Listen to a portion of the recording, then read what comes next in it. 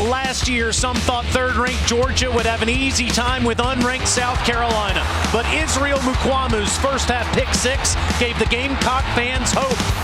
The Dogs tied it late in regulation, but in the second OT, Rodrigo Blankenship missed from 42 yards. The Gamecocks got the huge upset. Can they do it again tonight? Find out next. It's SEC Saturday night. The Gamecocks on senior night here in Williams-Brice Stadium playing the Georgia Bulldogs. With the College Football Hall of Famer Matt Stinchcomb, I'm Taylor Zarzer. Alyssa Lang's on the field. You'll see her in just a minute. Stinch, you know all about this rivalry. Played in it 4 times.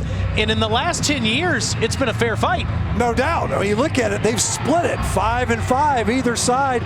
Both programs having their successes, and most notably last year, the unranked South Carolina Gamecocks upsetting Georgia the way that they did. Make no mistake, Mike Bobo is very familiar with this rivalry, as is Kirby Smart. Both head coaches having played in this rivalry, obviously on the Georgia side of it as a player, and Mike Bobo for the first time finds himself on an opposing sideline against his alma mater in somewhat unexpected dynamic. Came in to be the play caller, offensive coordinator under Will Muschamp, finds himself in an interim head coaching position now, but two players that have now become two head coaches that know each other very well in two programs that recruit against one another, and that defeat last year that South Carolina dealt Georgia has reheated this rivalry. Georgia's going to get the football first, and Mike Bobo had a great performance against Georgia, or South Carolina rather, 25 years ago. The only guy that's had a better one was the guy that's starting at quarterback tonight in his SEC opener, and that's JT Daniels. We'll see the football in just a moment as the Gamecocks get ready to kick it deep. Mitch Jeter kicking it to that man, Kyrus Jackson. A beautiful night for football here in the Palmetto State. Temperature in the high 50s. Big cold front coming this way tomorrow, but a perfect night for some fall football. Short kick by Jeter, and it goes out of bounds. And the kickoff specialist will give Georgia good field position to start the game. And here comes JT Daniels. What a debut he made last Saturday night in Athens. Well, it was much awaited. A lot of folks, as the penalty is explained to us, anticipating a change at quarterback. And finally, JT Daniels really getting forced into service. Stetson Bennett separating that shoulder on the second series versus Florida. Georgia only completed 9 passes versus the Gators. Change was afoot, and it was available because JT Daniels at that point had asserted himself and shown his confidence in that surgically repaired right knee. First play goes to the ground, and Zamir White, and White is met after a gain of 3. Dogs offense, really, it was so bizarre, Stinch, to see them almost exclusively throw the football with success on the ground. Last week they only had 8 yards rushing. White had 21. Now that 8 yards rushing does include sacks, the yards that Daniels lost, but strange to see a Georgia Kirby Smart offense struggle on the ground all night like they did against Mississippi State. A quick pass out to Jermaine Burton. Wondered if we'd see Jermaine tonight. He's been nursing a quad contusion, but he makes the first catch of the game. It'll be 3rd and short. Yeah, it was interesting. And talking with offensive coordinator and play caller Todd Monken, he said, look, I feel like maybe I got away from the run a little too early. Mississippi State's good up front, but from a play calling standpoint, he felt like he could have stuck with it a little bit longer. Already here, a run towards the middle of the field, then a quick wide receiver screen to Burton. Pickens did a good job blocking to set up this 3rd and short. Straight ahead to White, easy first down past midfield. Let's take a look at Dr. Pepper Fansville giving fans the keys to the game. Well, already we've seen it. A couple of runs now from the Bulldogs. They got to get that going so that they can control the game. Defensively, find a way to get off the field. They were 6 of 8 on 3rd downs for the Mississippi State Bulldogs last week. They did a fantastic job For the Gamecocks, they're going to hit some shots downfield on offense and generate takeaways defensively. Fakes the toss and across the middle. Wide open is Trey McKitty, the tight end inside the 20 and wrestled out of bounds near the 10-yard line. A position that fans have been clamoring for around the Georgia program. Get the ball to the tight ends. Trey McKitty, transfer, quick shot, and already JT Daniels starting off hot in the passing game. Graduate transfer, that is, from Florida State. This is straight ahead, and it's White who bounced it out a little bit to the right and still on his feet. The whistle does come down after a gain of a couple. Georgia has not used their tight ends that much this year, but that's the biggest play of the season for a tight end. Kitty injured in camp before the season started. Wide open to give the Dogs an opportunity to score on their first drive of the game.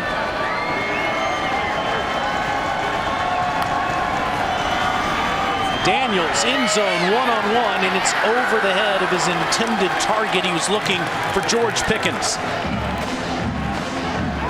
Pickens was on the receiving end of the first of 4 JT Daniels passes that were for touchdowns last week. They try to air it out there, now a third down. He was incredible on third down last week. He was remarkable. Yeah, there's no doubt. When you saw him 10 of 11 passing on third downs, and 2 of those were for touchdowns. James Cook in the game. Quick pass. Caught. McKitty to the goal line. Marked out inside the 1.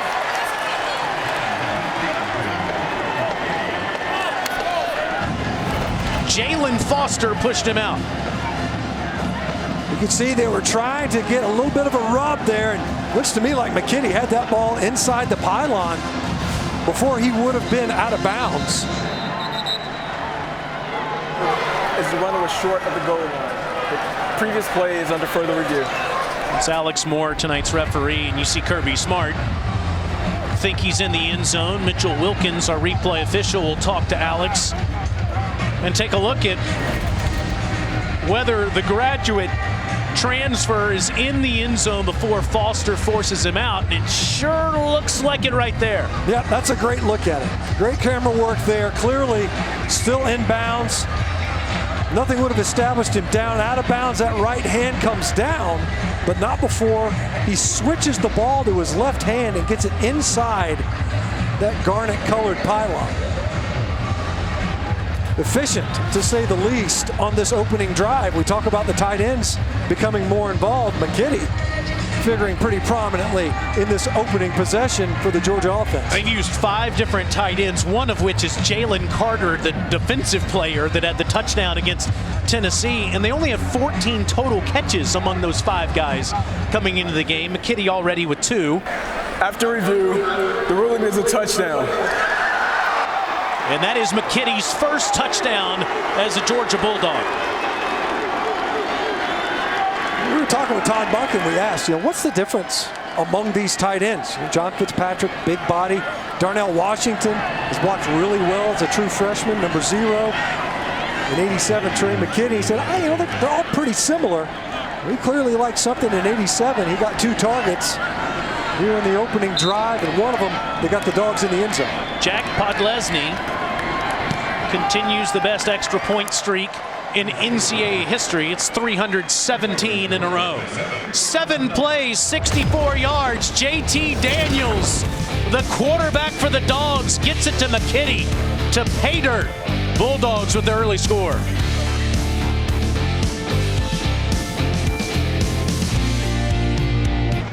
Trey McKitty with the big touchdown catch, diving to the end zone. It was really the 40-yard catch a couple plays before that set this up. Yeah, ran it off a play action, was able to sneak him behind the coverage. He's wide open over the middle. JT Daniels padding those stats, getting the tight ends involved. It's 3 of 4 for 51 yards on that opening drive. The only incompletion was an overthrown ball trying to hit Pickens on the play right prior to McKitty muscling his way into the end zone.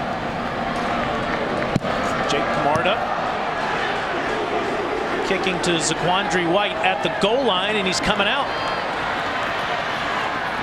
And he's down at the 19-yard line. Let's send it to the field and Alyssa Lang. Yeah, guys, we've talked about quarterback shuffles for Georgia. The same is the case for South Carolina. Tonight it'll be the freshman Luke Doty making his first start after playing the last half of the game last week against Mizzou, and he really gave this Gamecocks offense a spark that they've been looking for all season. He can run it, he can throw it, he gives them a ability to take off and run. It helps that he's built like a Mack truck, too. His teammates impressed but not surprised with his leadership. Just a week ago, offensive lineman Cedarius Hutcherson says he always walks around with a ton of energy, constantly high-fiving everyone. Mike Bobo said they used to have Positive Thursday in the building, which eventually was renamed to Doty Thursday because of his infectious positive attitude. And I can tell you, when he ran out of the tunnel tonight, he ran straight to the student section to get his guys hyped up. I love it. Luke Doty Thursday is what's it called because of the guy's attitude. He's already got a smile on his face, and I got positive news for the Gamecocks, Alyssa. Offsides on Georgia, re-kick. See if you can improve that starting field position. We saw Doty there on the sideline with most accomplished quarterback here in the South Carolina football program, Connor Shaw, now an on-the-field coach for the Gamecocks. It was interesting talking to those South Carolina coaches. They said they kind of remind them a little bit of Connor Shaw. It's an even better kick than the first one, and this will give South Carolina the ball at the 25 instead of the 15. Here's Doty, the freshman from Myrtle Beach, South Carolina, coming into the game in the second half against the Tigers, like Alyssa was talking about last week. Looked impressive in the last 30 minutes of the game. He really did. And I was surprised at how well he threw the football, because we knew he could make plays with his legs. Extending plays, scramble yards. Last week, he ended up being the leading rusher for the Gamecocks. 11 carries for 59 yards. A lot of that were not called runs. He was just trying to make a play with his legs. He's got the most important Gamecock in the backfield with him. We have another whistle.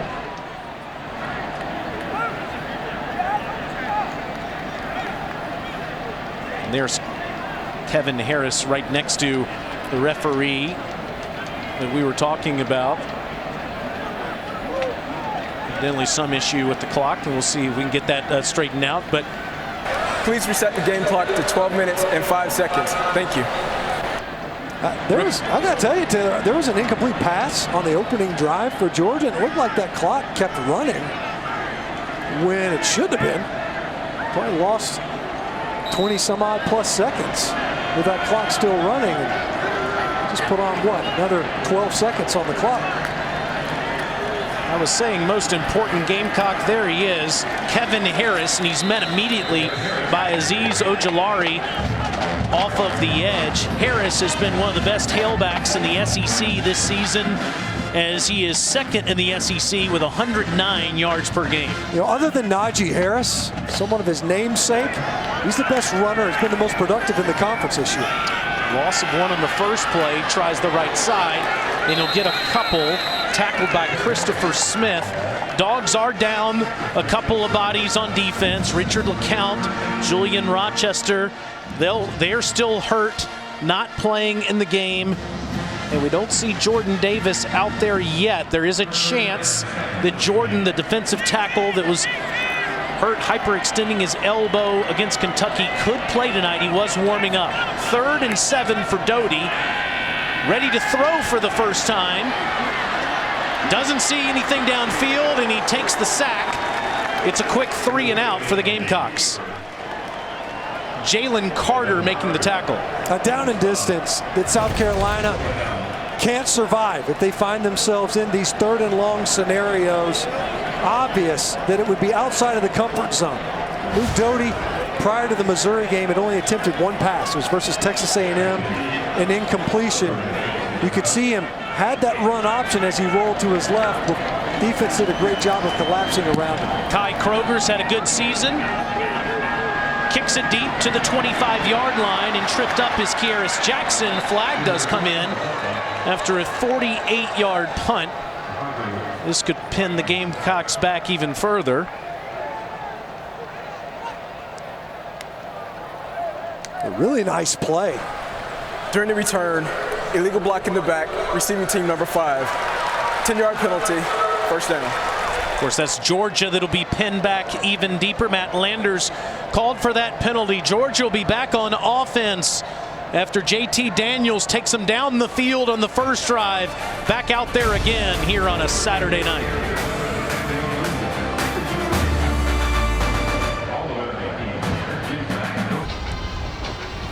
Dogs up 7-0. JT Daniels starting at quarterback, had an incredible high school career at legendary school Mater Dei, where he threw for 152 touchdowns. In fact, he didn't even play his senior year of high school. At 17 years old, he was a true freshman starter for the Trojans. But last year, he tore his ACL against Fresno State in the first game of the season.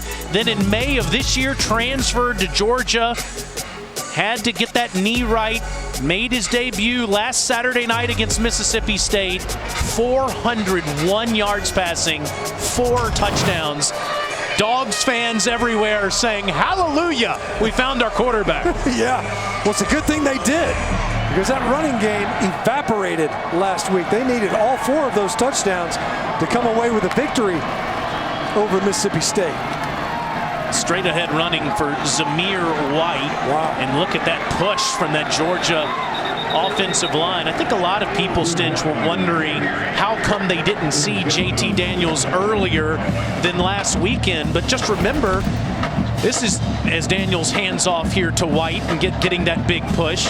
Remember that Daniels had that knee injury and then had to have a second surgery, and he wasn't under the supervision of USC or Georgia when he had that knee repaired. It was just kind of floating out there, and obviously it delayed his confidence in that repaired knee.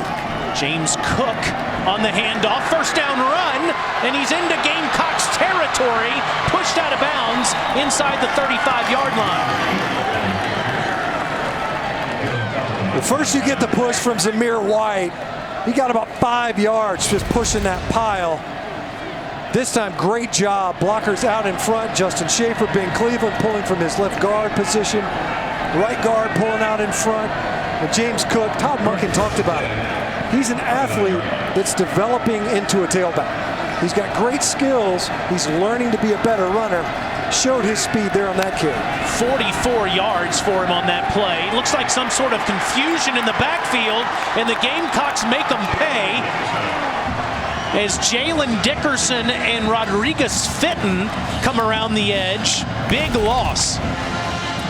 Well, South Carolina felt as if they could get some pressure. That time, you're running a heavy play action. And Justin Schaefer pulls from left guard, doesn't block anybody. Gets over there to the right side of the offensive front and allows Fitton to just slip his block and get upfield. As you mentioned, they also brought second-level pressure. It's a loss of 6 on the play. Daniels will try the right sideline, and that is caught by George Pickens. Incredible catch on a one-on-one ball over John Dixon. Well, South Carolina's down some cornerbacks. A couple of guys opting out. JT Daniels throwing at John Dixon. And George Pickens, in his first game back last week, had 8 catches. Goes up. He's so competitive in the air. Great job of shielding the ball away from the defender with his body, high pointing it and fighting it all the way to the ground. Nobody can question his talent. This is Kenny McIntosh, and McIntosh will get maybe a yard. The defense, as you mentioned, Stench, is a mash unit. They've had all sorts of injuries and opt-outs to deal with, health issues that every team has gone through. You don't see Keir Thomas, Jabari Ellis, or J.J. Inikbari tonight out there on that defensive line. And you're talking about, of the 12 sacks, the negative yardage type plays, that's 9.5 of your best pass rushers. 9.5 sacks that aren't represented on the field today. Daniels throws again to Pickens, and George will get inside the 10, down near the 8, where he's tackled by Jalen Foster. He missed Pickens, the Kentucky and the Florida game back last week, and had a big one against Mississippi State. Well, Todd Monken talked about him. He's a really talented kid, a guy that they want to continue to develop more consistency. He said you can't just run go routes and hitches. Something that he's going to refine those routes better. Looked like, I thought Pickens picked up the yardage needed instead of 3rd and short. The give to White. White inside the 8, down near the 7, 1st and goal, Georgia. Missed opportunity that time for South Carolina because Jabari Ellis was able to get upfield quickly, number 99, and make Zamir White kind of bubble that run, bend it away from the line of scrimmage briefly, and take it a little bit wider. White was able to get the yardage needed to get the conversion. Back to White. White goes right at that front, and like you said, Ellis is in there tonight, but the pass rushers are not. Thomas and Enagbury are not in the game tonight, and you combine that with the injuries and the opt-outs they've had in the secondary. Now we have another, and that is Ellis. Yeah, I mean, a guy that, they've already moved over guys. Jordan Rhodes, we'll probably see him tonight some. Number 76, former offensive lineman. He's going to play defensive line today.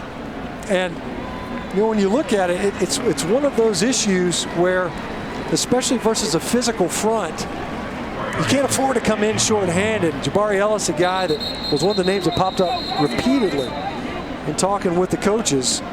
See, big body, 285 pounds. Might have got rolled up a little bit on the inside run. They just can't afford to lose any bodies along that front in this game. Well, you're talking about Rhodes having to go to the defensive side of the ball. Zaquandre White, who's a tailback, who's been going back and forth from running back to linebacker the last couple of years. He's had to switch back for Coach Bobo and Travaris Robinson's defense. 2nd and goal, Georgia. From the 6-yard line, James Cook is back in the game. And this a toss to Cook. Easy around the left side. Touchdown.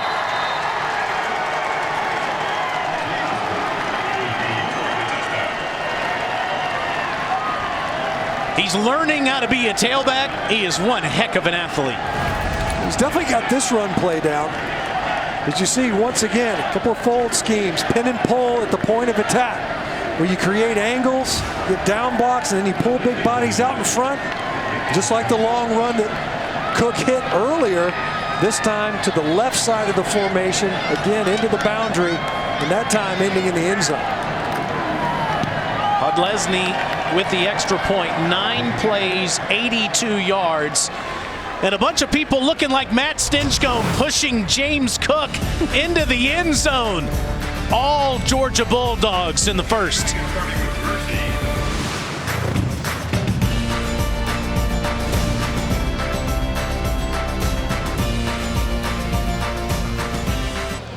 James Cook may not possess the stats of a big-time college tailback, but he possesses all of the talents that you need at the next level these days. Being able to catch a ball out of the backfield and run it when you need to as well. 14-0 Georgia here in the early going. Yeah, Todd Monken said when he was with the Bucks, they looked really hard at his older brother, Dalvin Cook. So he thinks James Cook has more skills than him, just not as good of a runner. Well, South Carolina's had a lot of opt-outs so far this season, but not from Cedarius Hutcherson. When the offensive lineman was asked this week about staying here, here's what he said. It just wouldn't be right for me to leave. And at the end of the day, I'm finishing out. I was raised that way. My mom and dad always raised me to finish anything that I started.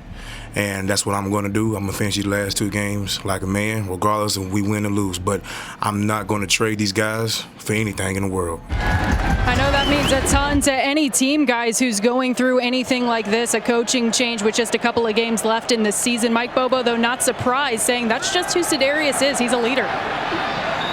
Hey, boy, is he, as Doty is run out of bounds to get a yard. And Stinch, this isn't a shot at the guys that did decide to leave. Each situation is different. And in this COVID time that we're living in, no one's passing judgment. We know this, though. Cedarius Hutcherson will be proud of the decision he made for the rest of his life. Well, it's definitely a team-oriented decision, no doubt. Selfless to stick it out like this and finish what he started. In the 2nd and 9. That's caught by Jalen Brooks with Shi Smith out of the lineup due to a concussion. Xavier Leggett out as well. Jalen Brooks might become South Carolina's go-to receiver in these final 2 games. He was kind of plagued by drops when he first got back out there on the field. that can be expected, anticipated, knowing that he had been on the shelf, wasn't eligible to play, but he is the deep threat. He is the one that can stretch the defense if we see any downfield throws. Under center goes Doty. In trouble, tries to throw it back to Harris, but he's under heavy pressure in the backfield, and that is Jalen Carter forcing the 4th down. Jalen Carter, it looked like he was clearly going to chase the fake to Dakarian Jordan. And then he comes off of it, realized that Doty still had the football. They were trying to set up a screen back to the left side of the formation. Instead, Carter hits Doty with the belly-to-belly suplex. Jordan Davis not being able to play tonight, and Jalen Carter, the true freshman, picking up the slack. Fair catch made by Kieris Jackson. Fair catch at the 22-yard line. Just outside the 20-yard line. Tonight we'll have SEC football final, hosted by Dari Noko with Gene Chizik and Chris Doring. They'll take you through the biggest stories from the day and break all the college football games down. It's at 10:30 Eastern right here on the SEC Network and the ESPN app. Is Doring really going to make it back for that tonight after calling the Gators and the Kentucky Wildcats today? How versatile is Chris Doring? Ah, man. I'll tell you what, bet they were glad to have him down there in the swamp. They probably felt like they needed him there in the first half.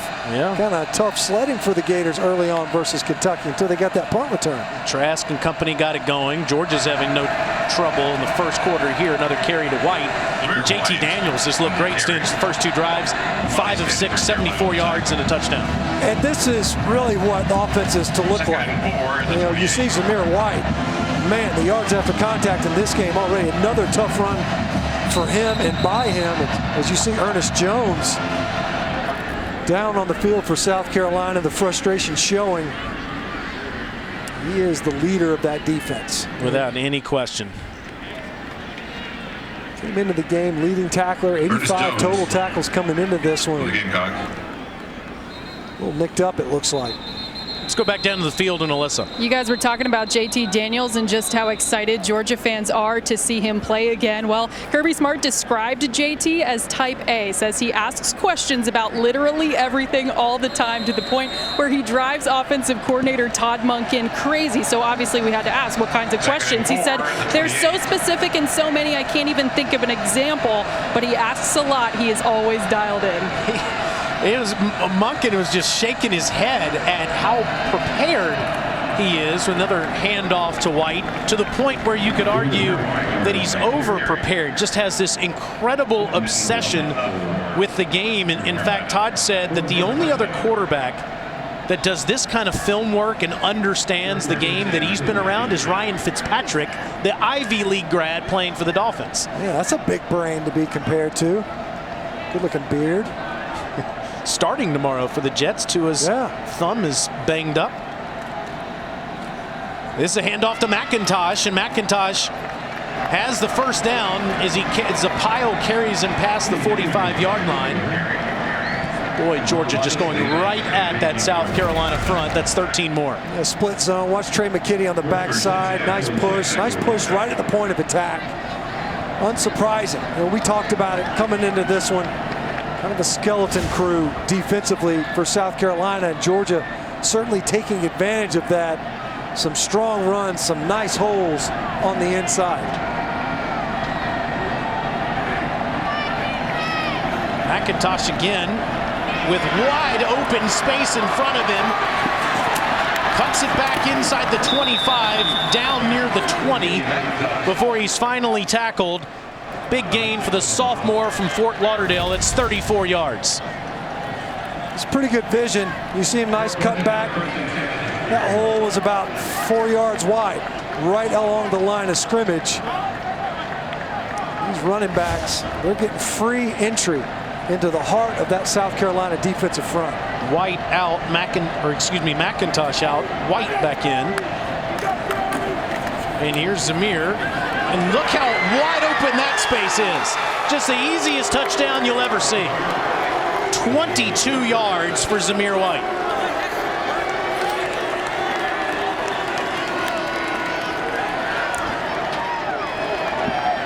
Nice backside cut on another zone run. Really nice push. along the front. Watch him see it on the backside, see the backside hole open up. Jamari Salyer did a great job getting up. JT Daniels knows it. They didn't run the football well last week versus Mississippi State. They're going to do so tonight. Only 8 yards rushing last week against Mississippi State. Already 151 in the first quarter. Zamir White had been doing a lot of workhorse carries already early on in this game. And it felt like what he's going to do is just going to wind this run back. You see the zone. All those offensive linemen are going to step to their right. Watch him wind it back. Good job by Salyer getting up on the second level, covered up linebackers. I'm not sure Zamir White was touched on that touchdown run. That's an offensive front for Georgia that was probably embarrassed a week ago. They protected relatively well, but they did not run block well at all. And they didn't handle the movement of that Mississippi State defensive front. And it undid a rushing attack that was intended to complement JT Daniels in his first start coming back. They are definitely asserting themselves and taking advantage of some of the deficiencies of the South Carolina personnel. And Kirby Smart said we were running the ball somewhat effectively early in the game and got away from it. I wonder if that was due to JT in his first game trying to feel things out. Nevertheless, back on track as that one. I don't think we've had a clean kickoff yet. I think we've had a flag on every kickoff so far. 100%. This will be marked at the 35-yard line. Free kick out of bounds, kicking team. The ball will be placed at the 35-yard line, first down. You know, we showed at the beginning of the game Israel Mukwamu's pick six. He had 3 interceptions in that win against Georgia last year, and Will Muschamp celebrating. Both those guys are gone. Jake Fromm, of course, gone on this other sideline. So many faces have changed. Now you've got Mike Bobo as the interim head coach against his old team tonight. And the Gamecocks, shorthanded, doesn't even suggest how bad the situation has been for South Carolina in 2020. This is a quick throw out of the backfield. It goes to Josh Van, and Van will get past the 40-yard line. Nice play design that time. Get the ball outside. As you can see, Coach Bobo's been around the game a long time. He's the head coach at Colorado State for 5 years. To the ground, and Harris bouncing off Georgia defenders. First down, Gamecocks. That run from Kevin Harris. We talked about him at the top. The top rushers in the conference, the most physical runner in the conference. I'd co-sign on that. Nowhere to come, nowhere to go at the point of attack. And they're bouncing off of would-be tacklers. That's the second time he's come up and stomped Christopher Smith. 29 for Georgia. Getting a mouthful of number 20 a couple of times now. Doty, little trickeration, back to Doty, down the field, caught inside the 20-yard line. It's Nick Muse, the tight end. And why not? You hadn't done much offensively. Handoff, fake reserve, reverse, flea flicker to your second leading, at least available receiver, Nick Muse, tight end. Now to the ground in Harris. And Harris shoves Eric Stokes after a pickup of a few. That was a 35-yard play that put them in this position. Well, we talked about it at the top. The keys, get a takeaway defensively. Hadn't seen that, but you got to take shots on offense, and now they're in the red zone. Quick throw, it's Brooks with Muse blocking in front. First and goal, Gamecocks. Great job by Brooks breaking that first tackle. He picked up another 4 yards, and you can see South Carolina trying to stay tempo. Harris, and he's wrestled down at the 2 after a pickup of a couple, as that's Lewis Seen with the tackle. If there's going to be a safety coming up to make a tackle on Kevin Harris, Lewis Seen's not a bad option. As you see him Pretty violent looking tackles. You see Kevin Harris trying to say, hey man, horse collar right there? No, it was a clean tackle. Not always a good idea to go up high on number 20.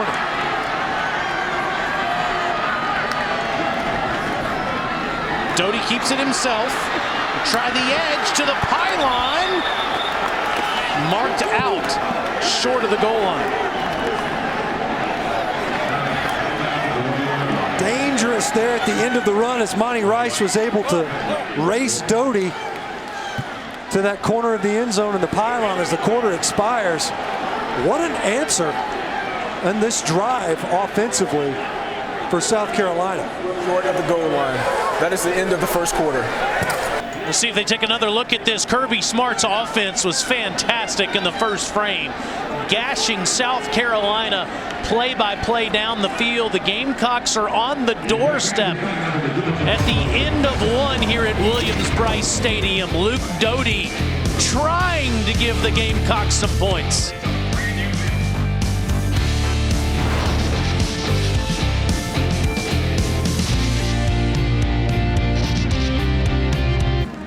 Dogs up big, 21-0 at the end of the first, but the Gamecocks are on the doorstep at the 1 yard line. They had to go 98 yards from one 1 yard line to the other at the end of the first quarter. Stench, what does Luke Doty and the Gamecocks, what do they do here on this 3rd and goal from the 1? Well, as we mentioned, one of the most physical runners, a full house backfield. And the give goes to Harris easily into the end zone, following those two fullbacks.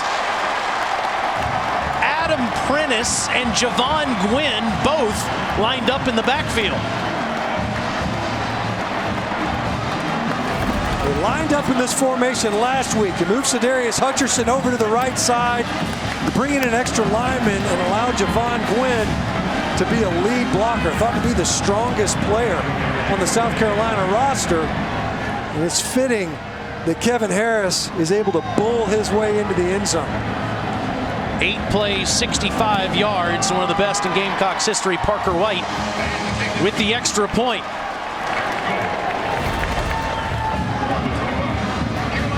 Look at the point, really well blocked. Kevin Harris could have walked into the end zone. You see Nazir Stackhouse in there for Georgia. Georgia down a couple of D linemen. Jordan Davis unlikely to play in this game, and this Kevin Harris kid, boy, has he been impressive. He started the season early, 88-yard run versus Vanderbilt, showing the speed that he has. He's been pretty physical early on in this game. Kirby Smart says he's the best downfield runner in the Southeastern Conference.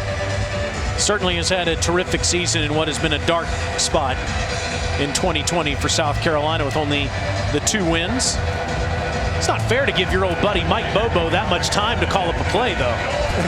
I'll tell you what, that was an impressive drive, an important drive. You know, your defense just got run right through. How do you answer? You only had 11 yards of offense before that drive. That was an impressive, creative play calling. And Luke Doty did a good job, 4 or 5, 55 yards to get him on the doorstep. Jeter again kicks it out of bounds. It's the 3rd one we've had. 2 for South Carolina and 1 for Georgia so far in this game. Maybe over the Thanksgiving break, did they narrow the field or something? Free kick out of bounds, kicking team. The ball will be placed at the 35-yard line, 1st down. It's all the dressing, Stench. It just gets to your head, makes you kick sideways, I guess. I'll tell you what, check out the women's soccer team. That's right. Get somebody else to kick off. It worked out for Vandy today. What a story that is. That was impressive. A historic day in college football, to be sure. Sarah Fuller did a good job kicking off. She kicked it to the 35-yard line. Yeah, kept it in bounds. On purpose. Now Daniels back on offense. Play action. He wants to load up, throwing the deep ball. Underthrows Jermaine Burton, who was wide open. We saw that a couple of times, even last week. As many deep shots as Georgia hit, a couple of underthrows. You see Burton, he's running open, and he was kind of checking up on his route because he could tell that ball was going to be a little bit behind him. JT Daniels just didn't get enough on that throw. Otherwise, Burton makes it to the end zone if he hits it in stride. 2nd and 10. And the handoff goes to Cook, and he's straight ahead with a big hole. It'll be 3rd and short for Kirby Smart's offense. An injured Bulldog down there, Jamari Sawyer. Kirby, with the 2 losses, has reminded Bulldogs fans how much they have played for in the 5 years he's been the head coach. And I know the big issue this year has been quarterback play. He said we needed to get JT Daniels under our care. The guy didn't arrive on campus until August. Had to see him practice a bit before he could really know what kind of quarterback he had. We'll talk more about Daniels in just a moment as they check on Sawyer. Timeout on the field.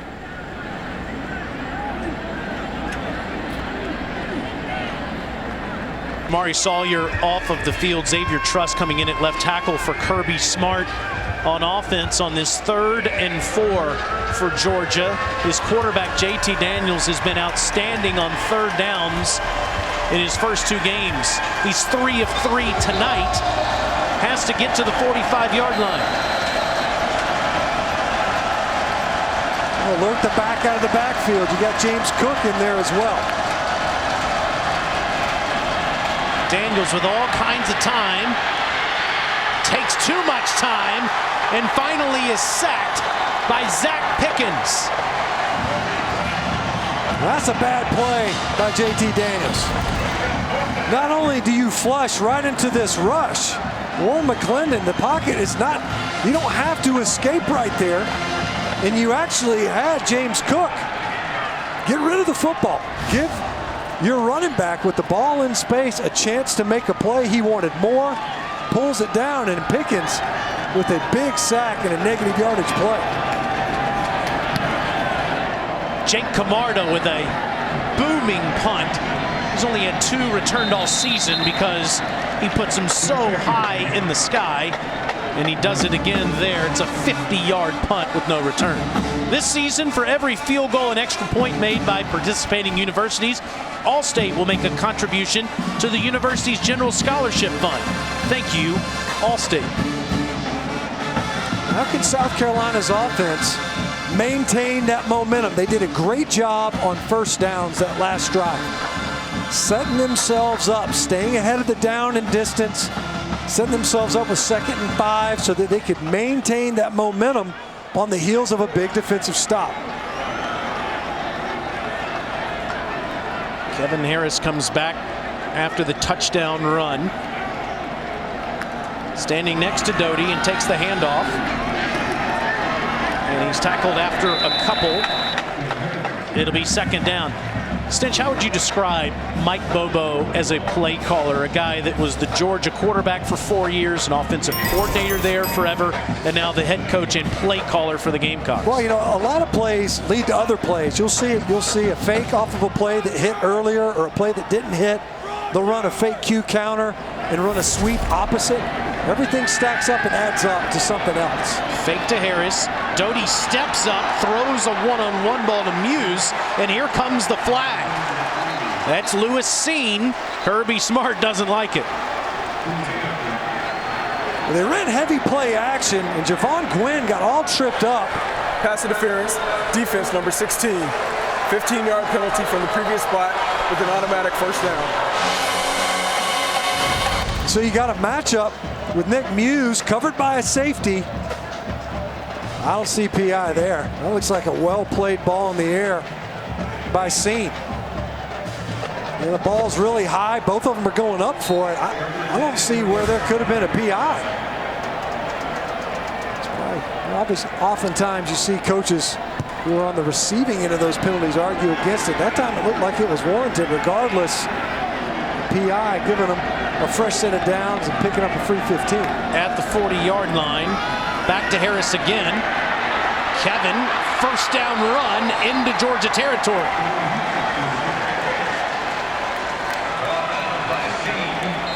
That's one of their best run concepts. They're able to pull a couple of linemen, call it the moon sweep. It's the old buck sweep. Your two guards or guard and center out in front. Same play again. 13 yards on the last one, and this one goes inside the 40. Nice play on first down. It's funny how that terminology has changed as the years have gone on, Stinch, whether you call it a buck sweep or a moon sweep or whatever you call it. It's timeless, isn't it? Well, it's all these guys that come out of the same kind of coaching tree. And, you know, they call it the moon sweep at Georgia because they learned it when Kirby Smart was coaching under Saban. Out of the game goes Harris, and into the game goes Rashad Amos, the freshman from Fayetteville, Georgia, pressed into action after Zaquandre White had to switch sides of the field and play some defense. He'll get some carries tonight with Deshaun Fenwick. How about that play design? A delayed handoff, wait for the defense to react out wide, and then run a draw right up the middle.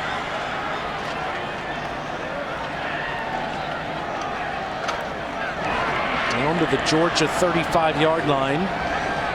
Amos still in the game, and it's a design quarterback run for Doty, and he's tripped up in the backfield as Zion Logue and Malik Herring got an arm on him. You know, Kirby Smart was saying, going from playing Mississippi State to South Carolina, conceptually on offense is as big a transition as you can make in college football from one week to the next. Yeah, I mean, you got one team that almost never runs the football, throws it almost exclusively, and then of course Coach Bobo, he's got to run. You'll see a tight end, you'll see I formations, which is something that I'm sure a lot of these defensive players for Georgia, they might not have ever seen an I formation. Now we see another whistle. False start, offense number 5.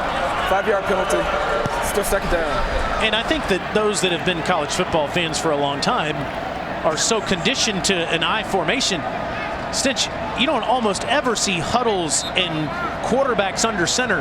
And on the touchdown run, we saw a fullback. Yeah, isn't that something? I mean, that's a legal formation. There's sometimes we saw 2 fullbacks, right? A full house backfield even. It's just something that forces defense to play left-handed. They're not built for those types of personnel groupings anymore. Then you add in a running quarterback. 2nd and 15 now. Doty underneath, wise throw to Harris. Gets something out of nothing past the original line of scrimmage. Tackled by Rice. You know, we talk about Kevin Harris as a runner, but as a receiver as well, probably unheralded. Came into this game with 16 receptions, something that's part of Mike Bobo's offensive philosophy. Those running back positions, not just a ball carrier. You're going to be a receiver out of the backfield. 3rd and long. We've already seen there, Doty narrowly getting that football off. Georgia, the best team at pressuring the passer in the Southeastern Conference, and this is an obvious passing down. Underneath, Harris, breaking tackles, first down. Well, there it is. It was meet me at the quarterback for the Georgia defense. Doty stands in, checks it down to his back. Poor tackling. Nazir Stackhouse just sliding off of Kevin Harris, who battles his way to the first down. Amos back into the game, trying the right side, and he'll get a few. It'll be 2nd down, tackled by Eric Stokes. You mentioned Amos in there. No Deshaun Fenwick available for South Carolina in the offensive backfield. No Shi Smith, one of the top receivers in the Southeastern Conference. South Carolina lost him on their 2nd series, only the 6th play of the game last week. Had 54 catches for the Gamecock offense. Amos again, this won't work. That's a loss on the play as Quay Walker comes in there to make the tackle. It'll be 3rd down. They're trying to get the ball outside. The Georgia defensive front, they don't cede any ground and allows Quay Walker to run untouched. It's almost like a ball carrier. He's able to get into that offensive backfield. Nobody impeding his progress to get to the ball carrier. Well, South Carolina is going to be a run-first team, but as you said, this is another obvious passing down, another underneath throw, and it's incomplete into traffic looking for Josh Vann. It's 4th down. Could have had a chance on that one, and Doty was high with the ball. Trying to get the ball to Vann on a tunnel screen. Georgia brought pressure. They end up bringing 6 defenders. See him get upfield. If he catches that cleanly and underneath, Vann's got a chance to pick up a 1st down and more. Instead, Doty too high, too hot with that throw. Parker White to try this 40-yard field goal to make it an 11-point game. 5th-year senior from Mount Pleasant. He's had an outstanding career. He's got one heck of a leg. 21-10 is the score between these old SEC rivals in Williams-Brice Stadium.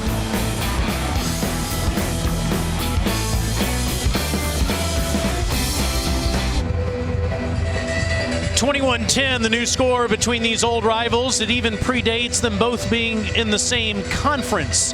40 years ago was one of the best moments in it. Today you'll see 2 of the top running backs in the country, George Rogers, South Carolina, and Herschel Walker, Georgia. And they run a trap with Herschel Walker, got a hole by 35, 40, 45, 50. There goes Herschel, there goes Herschel. Man, did he turn it on when he had to. Herschel had the best day. Rogers won the Heisman Trophy. Herschel and the Dogs won the game and the national championship. You see George's numbers, over 5,200 total rushing yards in his 4 terrific years for the Gamecocks. And we got Munson and Keith Jackson in the same That's call. amazing. Yeah. Unbelievable. Yeah, 2 Heisman Trophy winning tailbacks, the 2 Hall of Fame broadcasters. This is Jackson coming out. Wise decision past the 30-yard line. Usually those don't pay off. This one does, as he gets all the way up near the 35. Jackson and the Bulldogs have had one of the best kickoff teams in college football this year in terms of return yardage. Jackson, not just as a return man, kind of paced that wide receiver core for Georgia. It took some time to get Jermaine Burton as a true freshman kind of up on his skis in this offense. They moved Jackson into the slot. Obviously George Pickens missing a couple of games, slowed things down. Here's Jackson, the 31 catches coming into the night. He had been the main contributor in the passing game. McIntosh, no place to go, somehow gets something out of nothing. Alyssa, I see Jamari Sawyer back out there.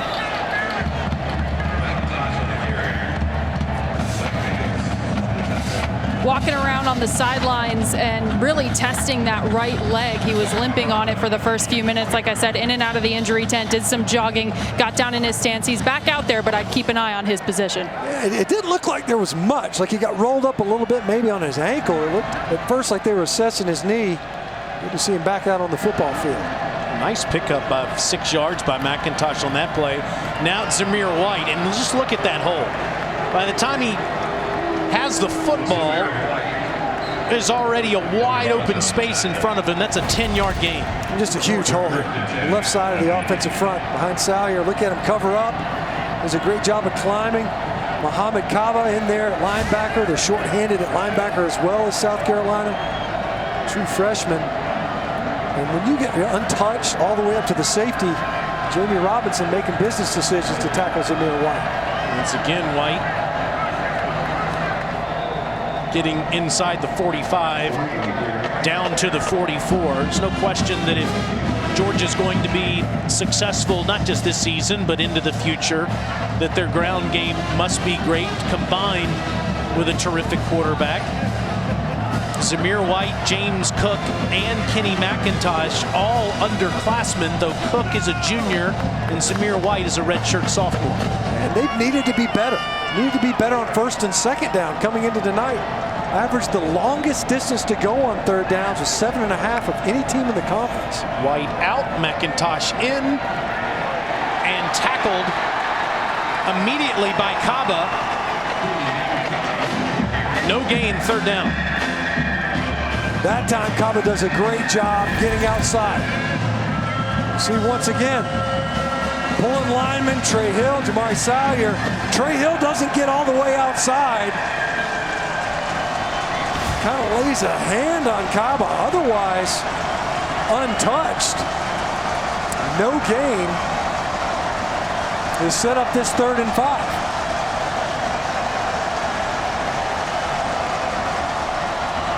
Sticking on the ground, easy first down for James Cook. He did step out of bounds at the 32-yard line. All 3 of the Georgia tailbacks being used on this possession. We talked about on a previous 3rd down. James Cook in there, could be a receiver. Could hand it off to him on a 3rd and 5. You usually get light boxes, fewer defenders in the tackle box. From tackle to tackle, get an opportunity to pop a run as Georgia did there. 14-yard pickup for the junior from Miami. Fake to James this time, and it's to Pickens, who had trouble making that catch at first. Grabs it at the 29-yard line. See Pickens gesturing to the sideline. Hey, what do you want me to do? They fake the zone. JT Daniels flips it out there. Pickens, he was looking to make a move before he had that ball all the way looked in. It's run after the catch, something that Todd Monken talked about. That's something that Pickens has focused on, getting those yards after the catch. Talent is not the issue. It's learning how to play the position fully. How about James Cook? Nobody touches him. Touchdown, Bulldogs.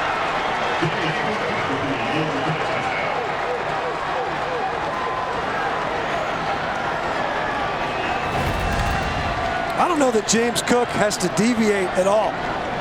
He runs right down the hash. There's just nobody there. It's a great job along the line of scrimmage. Repeatedly, the Georgia front creating enormous holes for these running backs to run through. 29-yard run to the end zone. And after the Gamecocks had scored 10 unanswered, offensive coordinator Todd Monken goes to the ground 6 of 7 times on the drive, culminating with the touchdown run by the junior from Miami. All Georgia in the first half.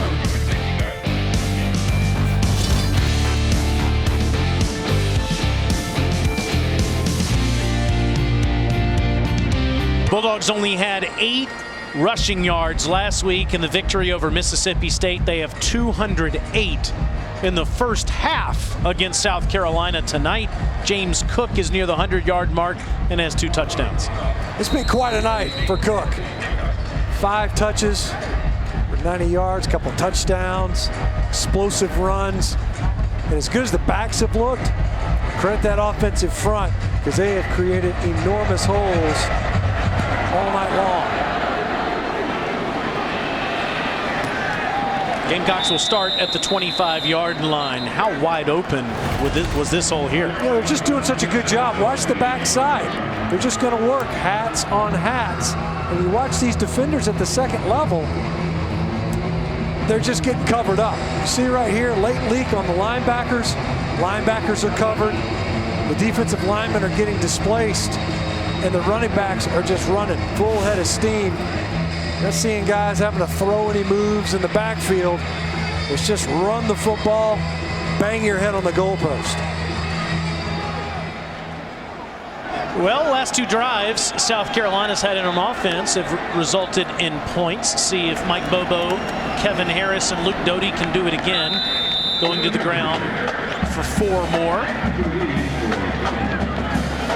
Aided a little bit by that pass interference on the previous drive, but regardless, 11 plays, 57 yards, results in that field goal, and it was set up because of efficient plays on first down, just like the one they got from Kevin Harris on that opening run.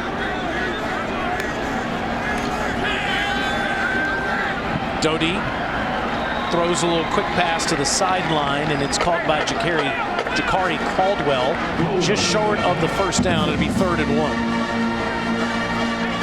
Jakari Caldwell, another guy, true freshman, impressed in the service.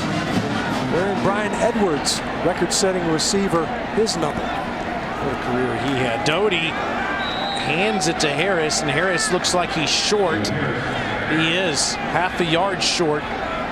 It's 4th down. Now, I know that Coach Bobo wants to be aggressive tonight. It's 28-10. South Carolina only has 2 wins on the season, and he said, we're going to go for it a bunch tonight. Does he do it in the first half with half a yard to go on his own 34-yard line?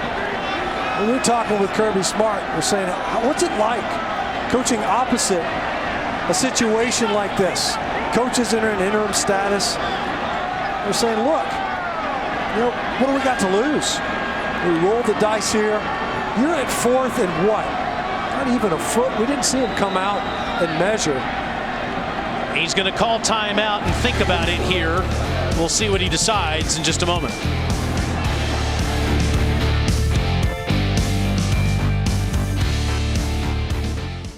Gamecocks are going for it on their own 34-yard line in the first half. Down 28-10. Mike Bobo figuring this is the only way he can beat his alma mater. Playing keep away. Hands to Harris, no way. Not even close. Now Harris with the second effort. Wow. There was never a whistle. The Dogs gave up on the tackle, and Harris got it. He was stopped, except he wasn't. Look at this penetration. Ojulari just slides right down. Didn't play Luke Doty at all on the keep, which is what they were counting on. What an effort by Kevin Harris. It sure was. Harris gets maybe a yard on the next play. Ojulari and Monty Rice both came in there, and Harris slips out of Ojulari's hands to give the Gamecocks new life. And South Carolina does get the football first in the second half. So there's a real chance Georgia doesn't see the ball again if South Carolina can continue this drive. Back-to-back possessions is what you're trying to get, and also deny the other team's offense a chance at your own end zone again. Underneath throw to Harris as they continue to get it to their best playmaker. And Harris tackled in space by Tyreek Stevenson. It'll be 3rd down, clock still running. Good job. It just checks it down. Harris out there, swing pass, right out of the backfield. Stevenson, that's a load. The Tyreek Stevenson's coming up to try to make a tackle on, and Kevin Harris. Still, what an effort on that 4th and short. 3rd and 4. Gamecocks just 2 of 6 on this play tonight. Doty slips a tackle, gets out of bounds up at the 46-yard line. That's enough for a first down. This is the old version of a run-pass option. All these sprint outs. Boy, might have got a favorable spot there right on the line of right at the boundary. They're going quick. Well, he tried to get it off, but I think they're going to take a look. He may have gotten it, but it's close. As the runner made the first down, the previous play is under further review. You can see, I think you can hear Mike Bobo saying, whoa, I think we got that ball off before you stopped play.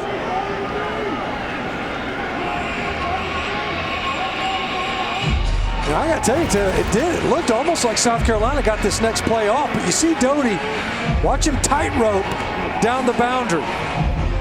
Extended the ball. I don't know that he did. It looks like he kept it tight in his right arm.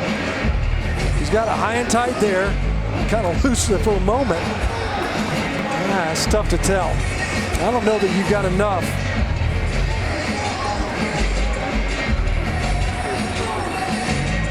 I think initially Kirby Smart and the Georgia staff was probably wondering if he stepped out at the 44. It didn't appear so, and like you said, Stinch, doesn't look like there's enough to overturn it. You would think the call stands. Although the season we're having with these predictions on the calls, maybe we'll just sit back and watch. I can't believe you even went out on that limb. That's a rickety branch. After review, the ruling on the field stands. All right. First down, South Carolina. We got one right. We miss you, Matt Austin. You were due. We were due. I got to tell you, it looked like South Carolina got that next playoff before they stopped. But he had to get to the 46. You see the change. You drop in the chains there. He's in bounds. He's out of bounds. But that ball right there the 46-yard line. It's a good call out there on the field, I believe. So Gamecocks keep it with 1:13 to go. First down. Now Amos in the backfield. Doty in trouble, gets rid of it right at the last second. And Rashad gets past midfield. Boy, Doty took a hit from 2 Georgia defenders. He doesn't lack for courage. That's a couple of times where he's gotten sandwiched in the backfield. Checked it down again. They were trying to get it to Jalen Brooks over the middle. Couldn't get it downfield. And yeah, he gets grilled once again. Jermaine Johnson blowing the boom. This is Muse. First down, Gamecocks, out of bounds inside the 40. You're saying they wanted to get the ball more to Nick Muse. They have to. No Shi Smith. He is their most reliable receiving option. It's come up big a couple of times. Continuing to go quick and just taking what the defense gives Doty. All these underneath throws. South Carolina is so limited by downfield receivers due to opt-outs and injuries. So instead, use the tight end, use your backs out of the backfield. Doty's done a good job of that so far tonight. 10 of 12 passing here in the first half. Under pressure, and he's tackled down near the 30 at the 31-yard line. Timeout, Gamecocks with 49 seconds left. That time, excellent coverage downfield. Nowhere to go with the football. And we saw last week, Luke Doty, how effective he can be when he's innovating, scrambling, extending plays. Second down, couple of nice runs versus Missouri just to keep drives alive. Haven't seen a ton of runs from him here tonight, but you can see that he can be elusive. Marty Smith and Ryan McGee are good friends. Have some fun and talk everything SEC Wednesday at 2 Eastern right here on the SEC Network and the ESPN app. A little afternoon special from Marty and McGee this Wednesday. Luke Doty's looking pretty good out there tonight, Alyssa. It's about some of those challenges that Georgia has, certainly defensively, preparing for Mississippi State one week, then South Carolina the next week. Not a lot of sample size from Luke Doty, just that second half against Missouri. Kirby Smart said they had to pull his high school tape to prepare for him. From the 31-yard line on 3rd and 2, he's going to be tackled short of the line to gain. He was trying to take it himself, but gets tackled by Nolan Smith. I'm surprised the flag didn't come out right there. Well, one of two things happened, because South Carolina moved early along the offensive front, but only after Georgia did this defensive line shift, something that they always do. But there was definitely movement before the snap. And South Carolina waited until there was 30 seconds left to call that final timeout. Let's look again at what you're talking about here. Well, I mean, there's no question that there's movement early. And a lot of times, what that's elicited is caused by that shift along the defensive front. Georgia does it a lot. They get a lot of teams to jump, but there's no question that there was early movement. No flag came out. It's a little surprising that Coach Bobo called that timeout with 30 seconds left. I thought he might let the clock run down to attempt a last-second field goal here. Instead calls timeout and appears he'll keep the offense on the field and still try to see if he can get a chance to get 6 points instead of 3. Of course, you run the risk of getting nothing if you don't get the first down here. Exactly, but makes more sense why he would have called the timeout earlier. If you're thinking you're going to just try to knock one through the uprights, instead he wants to have multiple cracks at the end zone. And now Georgia will call timeout. First charge time of the half, Georgia. 30 seconds. Down to the field for our favorite promo of the night. Is that thinking out loud? It Yes, sure is. I think it is. Guys, Monday nights, I know you're always DVRing it if you're not watching it live. 7 o'clock Eastern time on the SEC Network. Join me, Richard Johnson, Brandon Boykin, and Spencer Hall. It's an hour of nothing but SEC talk. Yeah, we take you outside the conference a little bit. Got to catch up on college football playoff talk, but it's the most fun hour easily of your entire Monday through Friday. Come hang out with us. You won't regret it. I don't know if Stinch can telly crossing out the loud and right in Lang, thinking out Lang. Monday nights at 7 Eastern time. Of course we're watching. You're usually texting us, Alyssa, while the show's going on. Alyssa has more TV shows than anybody in the company now. She's got 2 of them. Darn right. They're highly rated, too. That's right. That's absolutely. Let's see if they go back to Kevin Harris. It was a second effort last time on a 4th and short by number 20. And now a false start. Ooh, that's big. False start, offense, number 89. 5-yard penalty, still 4th down. That's the second time a South Carolina receiver has gotten a procedure penalty. Before it was DeCarrion Joyner that was early, and now Jakari Caldwell. You have to wonder what the play call was. I almost think they might have been thinking to take a shot. Otherwise, there's no reason as a receiver, if you're going to hand the ball off and run it right up the middle, why you would need an early start. Now, Parker White's got plenty of leg to get it there, but this would be a career long. 53 yards. And he hooked it too much.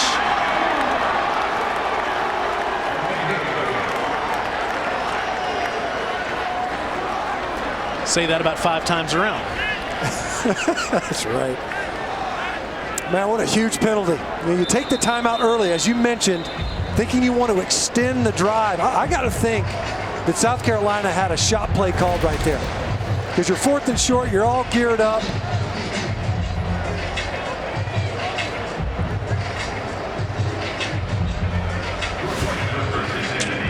I didn't see the move. I didn't see the motion. I had 7 up on the line, it appeared. Well, 25 seconds to go. Georgia does have 2 timeouts, and they're throwing the football. Burton, first down, up past the 45 to the 46 with 17 seconds left. Burton with a career day last week versus Mississippi State. 8 catches, exploded really in that football game, almost 200 receiving yards, a couple of touchdowns. Georgia does use their second timeout. Yeah, he was the SEC Freshman of the Week last week with that performance. Well, he was a guy that Todd Monken and the coaching staff, they were all saying, look, the guy's too good of an athlete. His body control is what really stood out. We got to find a way to get him on the field, start moving guys around. That's how Kyrus Jackson ends up in the slot. And that kind of bumped back Demetrius Robertson to second string. You know you're going to have George Pickens out wide. They had to find a way to make room for their true freshman in Jermaine Burton. Podlesny's got a big leg. He kicked a 51-yarder against Tennessee, so he need just about 20 yards to get in his range. With 1 timeout in 17 seconds. Daniels to the sideline, and that's caught down at the 30-yard line. Oh, it's picked off now.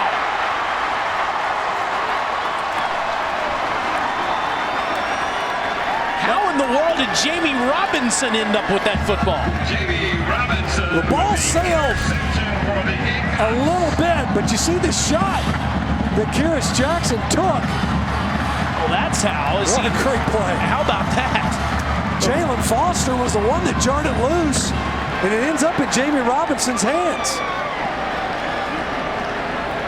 Kyrus Jackson has this football. It sails a little bit. And Jalen Foster runs underneath it, and that's just enough contact. Jars the ball loose.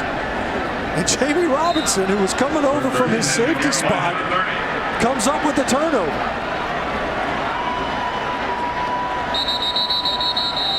I'm sure they're going to take another look at, well, no.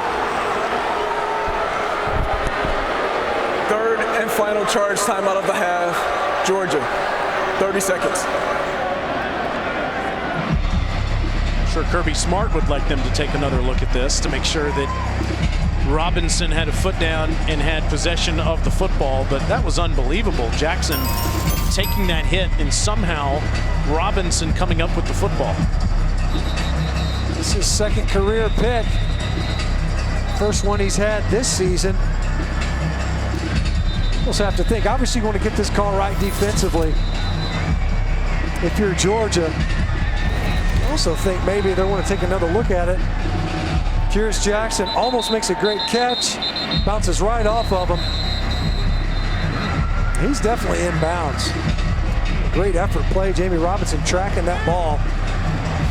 It was really Jalen Foster running underneath Kyrus Jackson that jarred it loose. So Doty from his own 30-yard line with only 9 seconds to go in the half. Under pressure and sacked very quickly by Ojulari to end the half.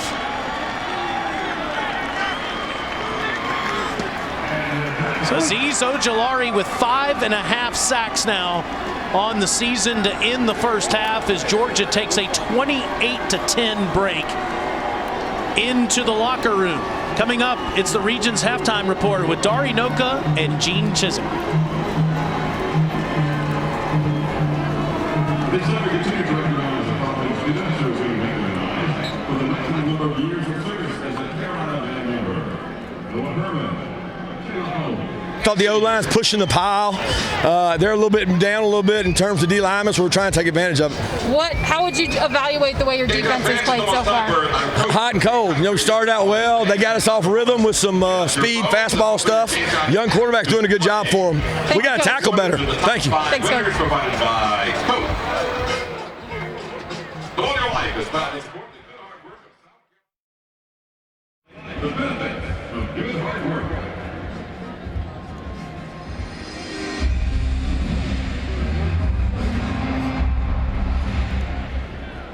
And the Georgia Bulldogs as we get ready to start the third quarter. I've always wanted to be taller than you. What kind of shoes you wearing over there, pal? Man, I ate a lot during Pretty Thanksgiving. impressive. Grew a foot. With the College Football Hall of Famer Matt Stinchcomb, Melissa Lang, I'm Taylor Zarzer. How about the Dogs' ground game in the first half? 208 yards, and if you don't have that sack from JT Daniels, they would already have eclipsed their season high. Huge holes all first half. James Cook able to get going, ripping off big runs. He finished with almost 100 yards in the first half alone, 2 touchdowns. Zamir White, McIntosh getting in on the action. But really, it's the big boys up front that are doing work. And as Kirby Smart talked about it, going into half, offensively, Georgia taking advantage of South Carolina. They don't have the bodies. Their frontline guys along their defensive front, they aren't out there. Jordan Birch, their prized true freshman. Keir Thomas, one of the better defensive linemen from a versatility standpoint in the conference. He's not out there.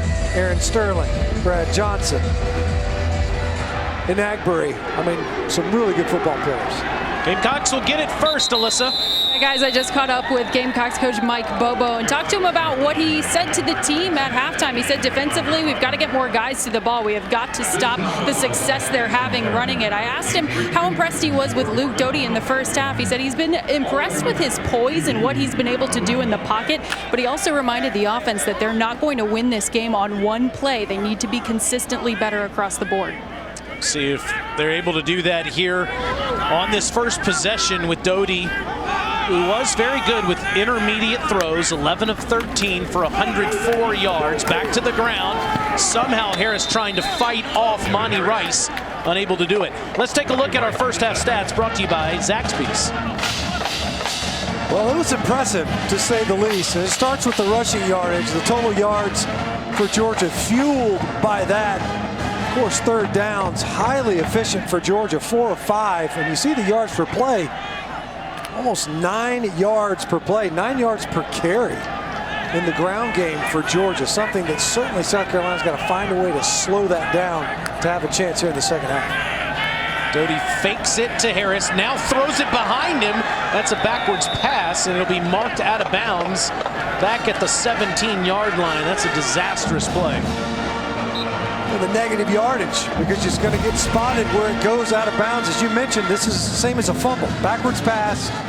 He's trying to get this ball out late. He had success doing this versus Missouri as he's being tackled. A couple of times was able to deliver completions downfield. That time, the backwards pass, a negative yardage play, 3rd and forever. A horrible way to open up this possession here in the second half. 3rd and 18 for an offense that really doesn't like to throw the football much, and there's no place to go as Jermaine Johnson gets the sack. A quick 3 and out for Kirby Smart and Dan Lanning's defense. A lot of youth on that series from Luke Doty. As we talked about what Alyssa was sharing, Mike Bobo was impressed by his poise. At that time, a poor decision that marred that possession. And Georgia with a chance to get the ball near midfield. Ty Kroger, in fact, is standing in his own end zone. Kearis Jackson, after a great punt, take it near the 35. He's got daylight. Watch out here. He's got Kroger to beat. Cuts it back, and Kroger saves the touchdown inside the 15. A booming punt from Kroger. An excellent return set up for Kearis Jackson. He kept it simple. Just get upfield. Don't dance. Pick up yardage right now. He runs right down the numbers. If it weren't for Kroger, he ends up in the end zone as it is. Disastrous way to open up this second half. You get a negative yardage play, sets up a 3rd and forever. An excellent punt return. Georgia gets their first possession of the second half inside the red zone. Outkick the coverage. 52-yard punt, 51-yard return. And it's McIntosh eluding the tackle, cutting it back to the middle of the field, and he's inside the 10. Quickly to Alyssa. Guys, quick injury update for the South Carolina defense. Ernest Jones, who plays the Mike position, sitting in street clothes right now on the sidelines. He is out with an ankle. And that's the last guy you want to lose if you're the Gamecocks. You're right. I mean, that's the mainstay. That was the one cornerstone you still had left in your front 7.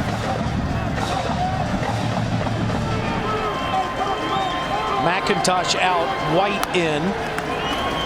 Zamir pushes the pile inside the 5. Finally whistled down near the 3. And that's 1st and goal.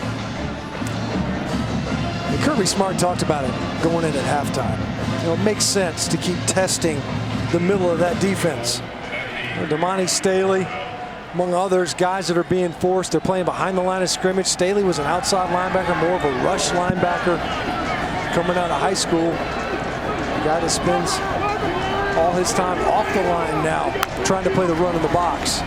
White right at him.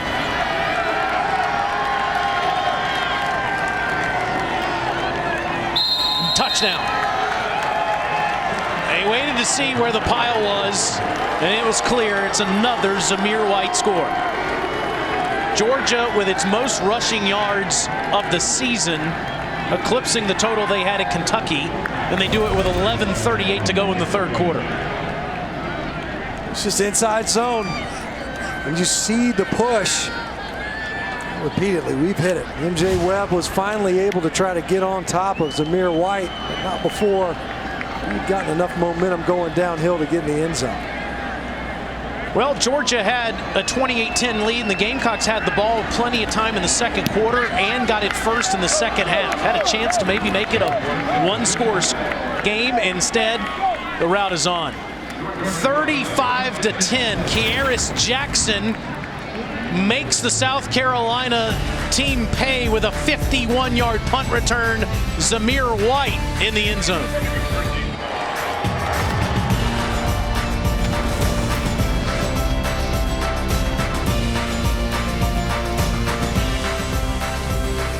And on the left, the one that finished it off. Yeah, they kind of ham and egged it a little bit. Special teams. Don't take nothing away from the defense. Zamir White able to punch it in. Kearis Jackson, the fantastic punt return for a touchdown. Just reading the notes. Kearis Jackson was the state champion shot putter in high school. Didn't see that one coming. Not for a wide receiver. No. Dogs can do it all tonight, 35-10 with this lead over the Gamecocks. And this is the Georgia team, at least offensively, this is the team we wondered if we would see going into the season, having to replace Jake Fromm at quarterback. First they thought they would get Jamie Newman, the Wake Forest transfer who opted out. Juwan Mathis started the season. Stetson Bennett standing next to JT Daniels over there on the sideline. Started 6 games. Dogs offense looked great tonight in all phases.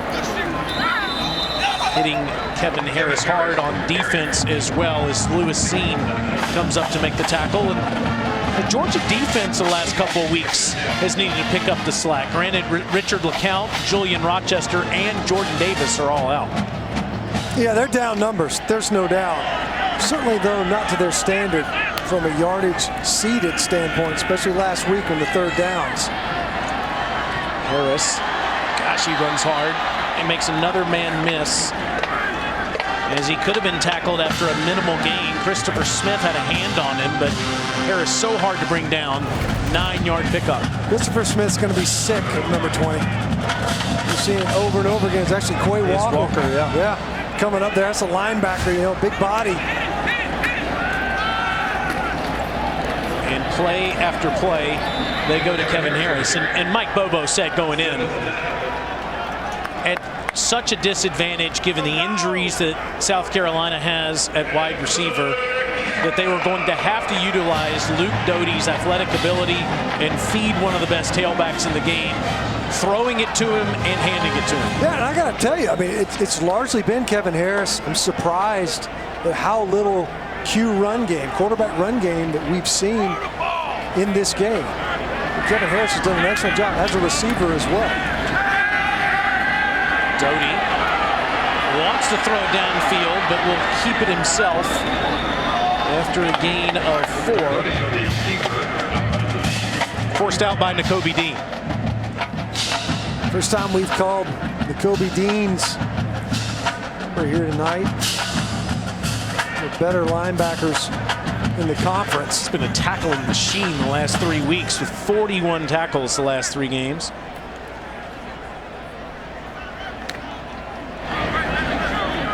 Amos comes in, giving Kevin Harris a breather on this 2nd and 6.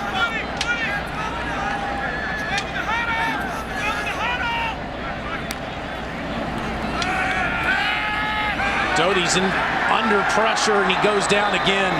Sack made by Channing Tindall. It just shows the speed of this Georgia defense. Last week, Luke Doty was dancing all over the football field. Of course, this is Missouri. Channing Tindall, of course, has a full head of steam as he's coming off of that play fake. Didn't bite on it enough, and they were counting on it. That's a local kid, too, from here in Columbia. Channing Tindall comes back, playing for Georgia, and gets the sack. And now under pressure again, ball's out. And diving on it is Dylan Wanham. Ojulari with the pressure. And Azeez Ojulari, really good football player. He was actually squeezing from the opposite side, and Adam Anderson able to come up and under Wanham. Luke Doty having a tough start to the second half. Georgia defense has stepped it up. Kirby Smart said at the break, got to tackle better, got to get off the field. They have done just that. All Dogs tonight.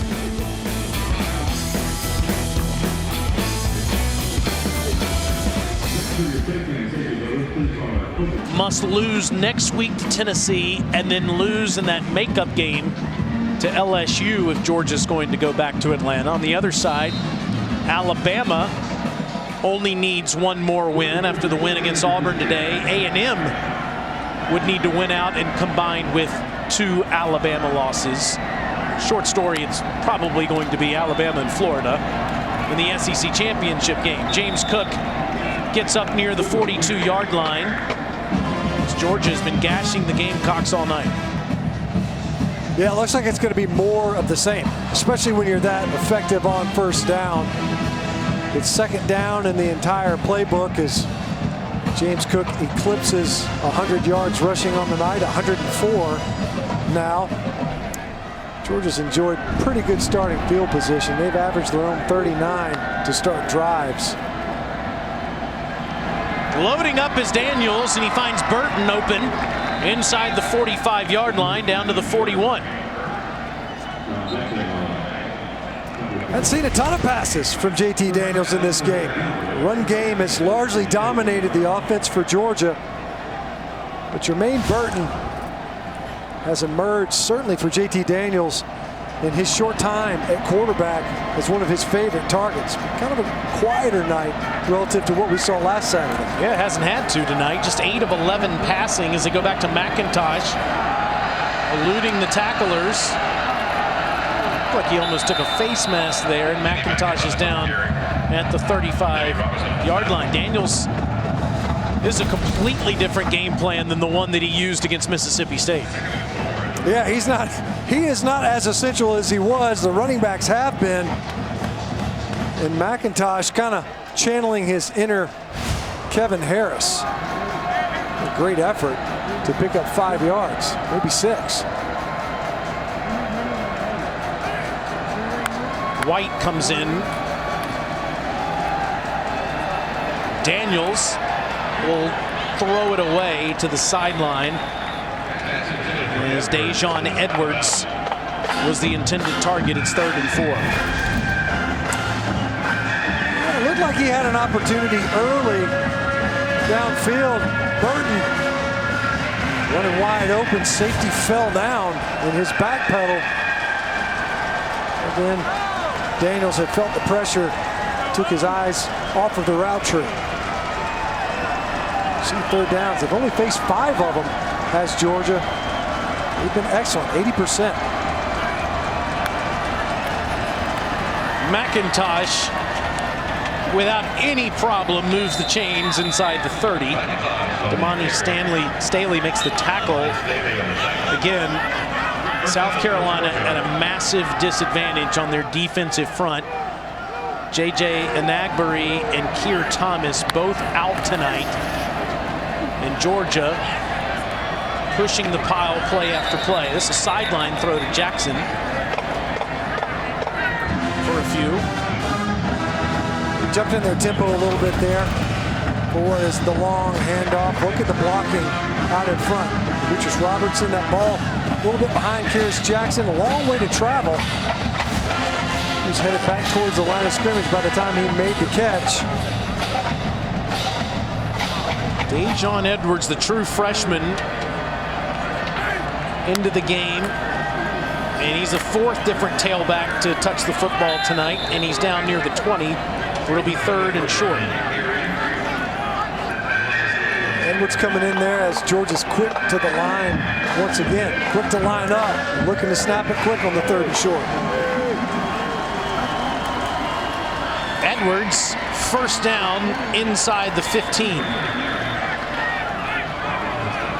It hadn't mattered, really, who's getting the handoffs in the ground game tonight. Georgia's done such a good job of opening holes for the running backs. And how about this hole? Edwards, touchdown.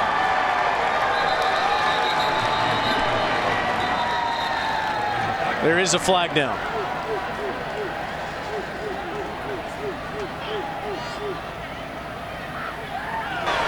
Illegal formation, more than 4 players in the offensive backfield. 5-yard penalty, still 1st down. I can see Kearis Jackson. He was kind of over there pleading his case after the fact. As you see Kirby Smart lamenting the penalty to negate a touchdown. Look at the bottom of the screen. And as we're seeing, we're off the line of scrimmage right there. Otherwise, Here's Caba, the true freshman from Clinton, North Carolina. He's been pressed into action this year due to attrition. Timeout on the field.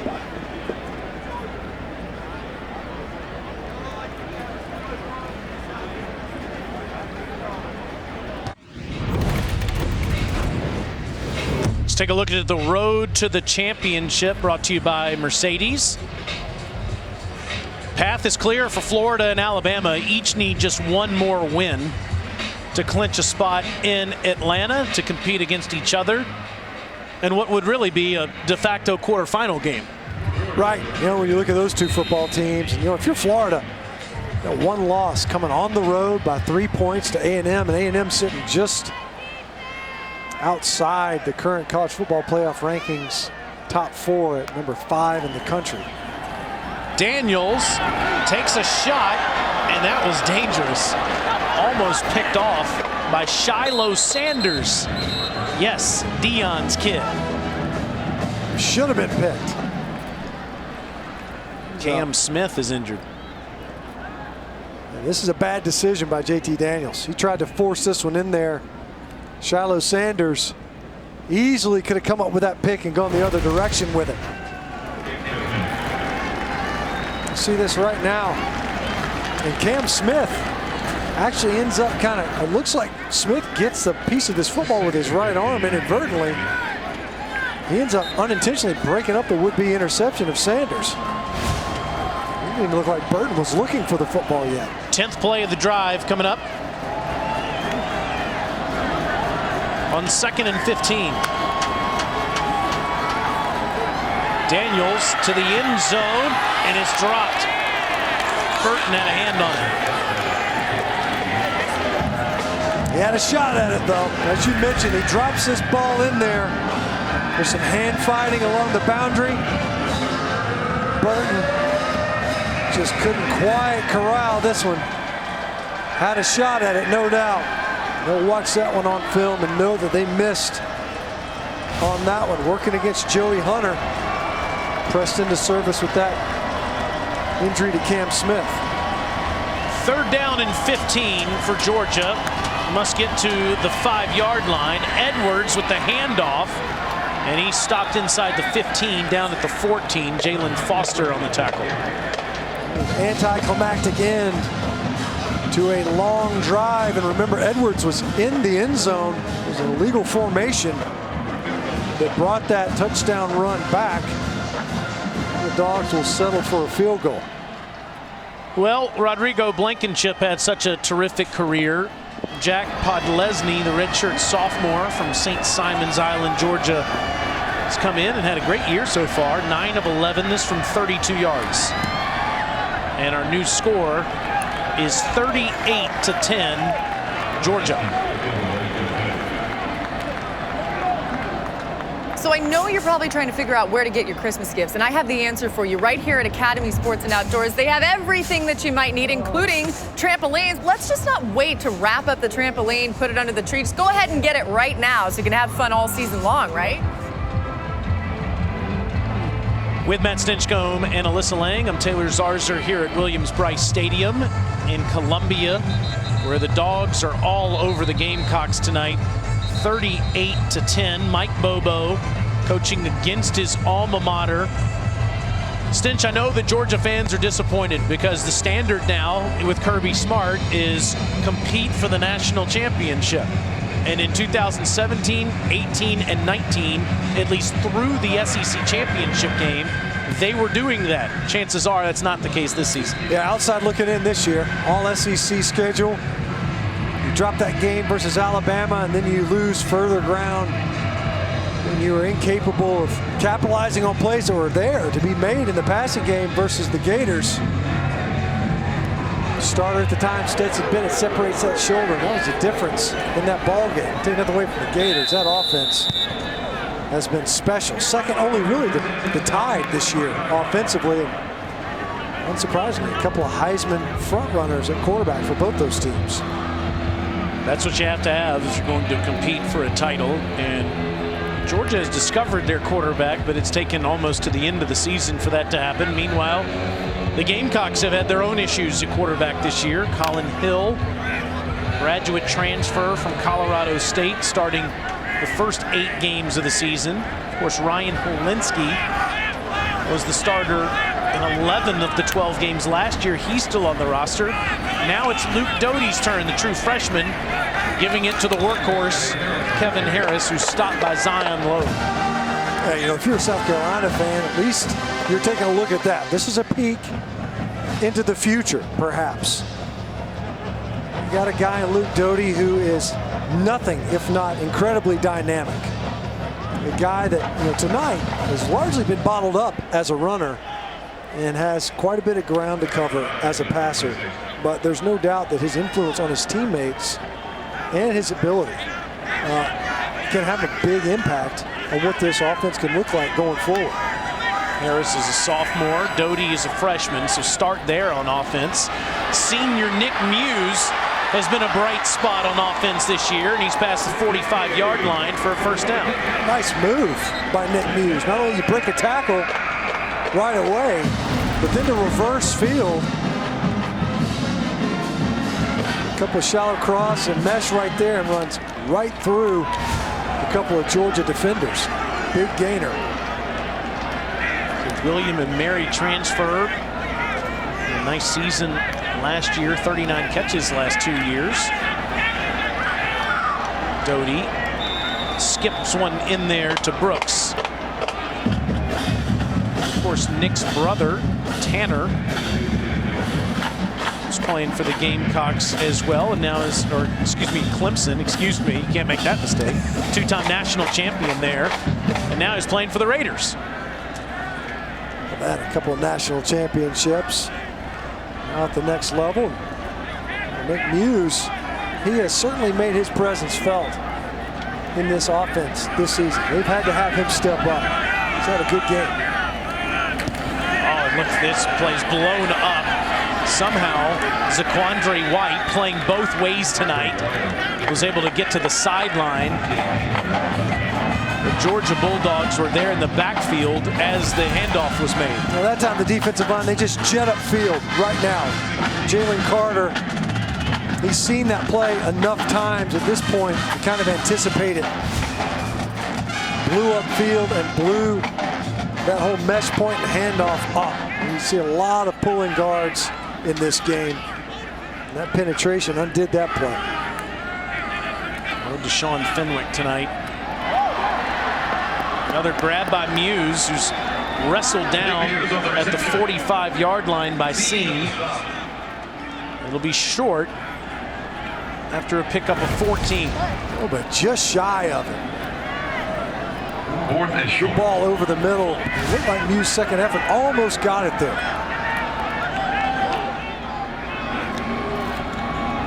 On 4th and 1, White moves the chains.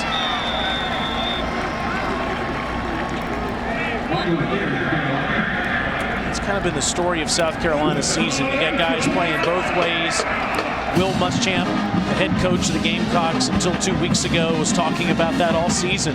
That just week after week, the issues they had with availability is just Jalen Brooks with no place to go as Tyson Campbell takes him off his feet. And that was just a bust. Tyson Campbell's supposed to be blocked by the inside receiver. It's part of the reason why Luke Doty, you see him kind of hinge. He wasn't setting that up for a pump fake. He looks out there and he's like, wait a second, you're supposed to be clean. Missed a blocking assignment out there at wide receiver.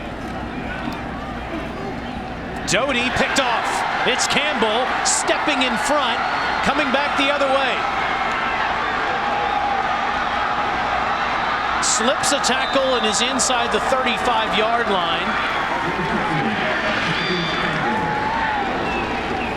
Tyson Campbell with his first interception of the season, the junior from Plantation, Florida. He was on Jalen Brooks and he falls off of coverage. Just reading the quarterback's eyes. Watch Luke Doty. He's trying to fit it in there.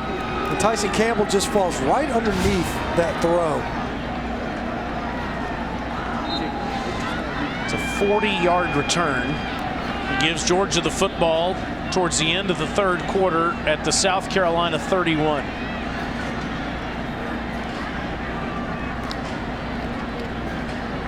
Back to the ground. McIntosh with those huge holes all night. This is 10 more.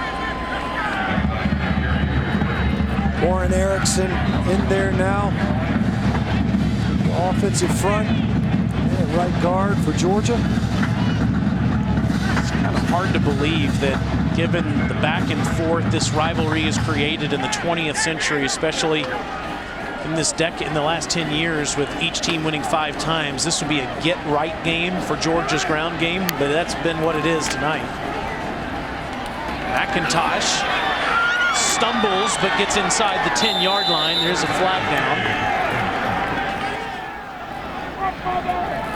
White has 84 yards. McIntosh, depending on this call, holding. Offense number 50. 10-yard penalty. Still first down. He has 79 and Cook's over 100. Incredible performance by them tonight.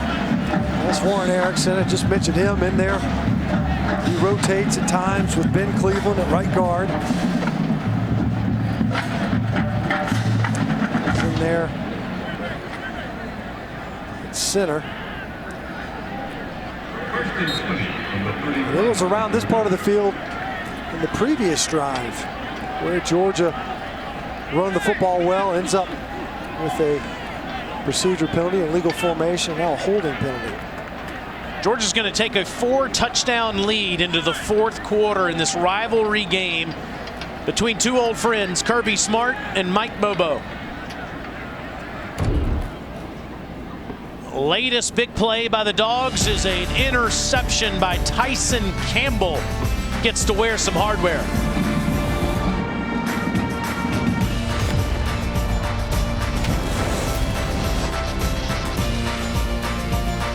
That Aggies defense all over LSU tonight. Here, JT Daniels, first play of the fourth quarter. Hello, touchdown all the way to the end zone as it's Arian Smith.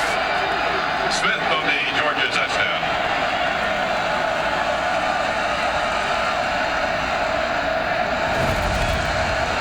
Smith looked like he was fired out of a rocket. Out of a cannon, man.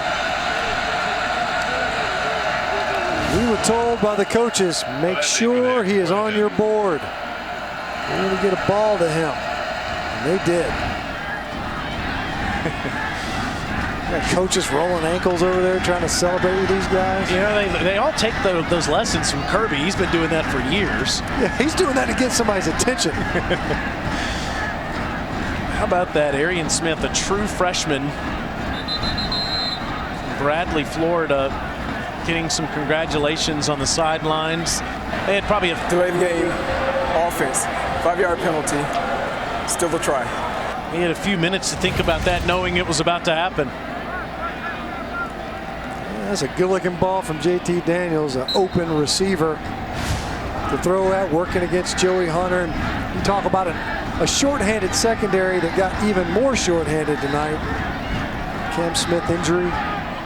Guys that were pressed into starting roles. And the passing game popping up for Georgia. Well, the Dogs have found their quarterback. There's no doubt about that. But this offseason, there were all kinds of options. You know, you had Mathis, Bennett, Beck.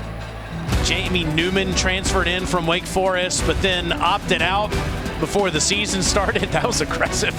JT Daniels comes in, starts last week, throws for over 400 yards and 4 touchdowns. Speaking of aggressive, that's an aggressive mustache that has since been removed. Yes, that's right, man. Maybe the mask pulled it off. Regardless, quieter night tonight. You know, the interception was a strange one. You know, kind of bounced off Karis Jackson. 10 of 16, efficient, 139 yards. And, you know, really, it's been all about the ground game. So you've got back-to-back weeks, polar opposites. You know, they needed every one of those touchdown throws a week ago to beat Mississippi State, just to keep pace with the Bulldogs. So I'm sure all Georgia fans that are watching, and I'm sure they've been doing this to you all week, given your legendary status. with the school. But they've been asking, where was he? Why did it take so long? This is a mistake. White is going to be tackled. I guess they'll give him the 2-yard line. We'll get to Daniels in just a second, but nice tackle by Sherman, and they're going to mark this. Let's see, at the 2. Wow. Yeah. Of course, you can call a fair catch anywhere inside the 25-yard line. That's exactly what his coach is letting him know. Now you've got your offense backed up, little to no breathing room. And White's defense has played defense, played running back, he's returning kicks. Amos, he'll give him breathing room. Stays on his feet near the 35-yard line. Nice run. Rashad Amos. I should bounce this run. Great job.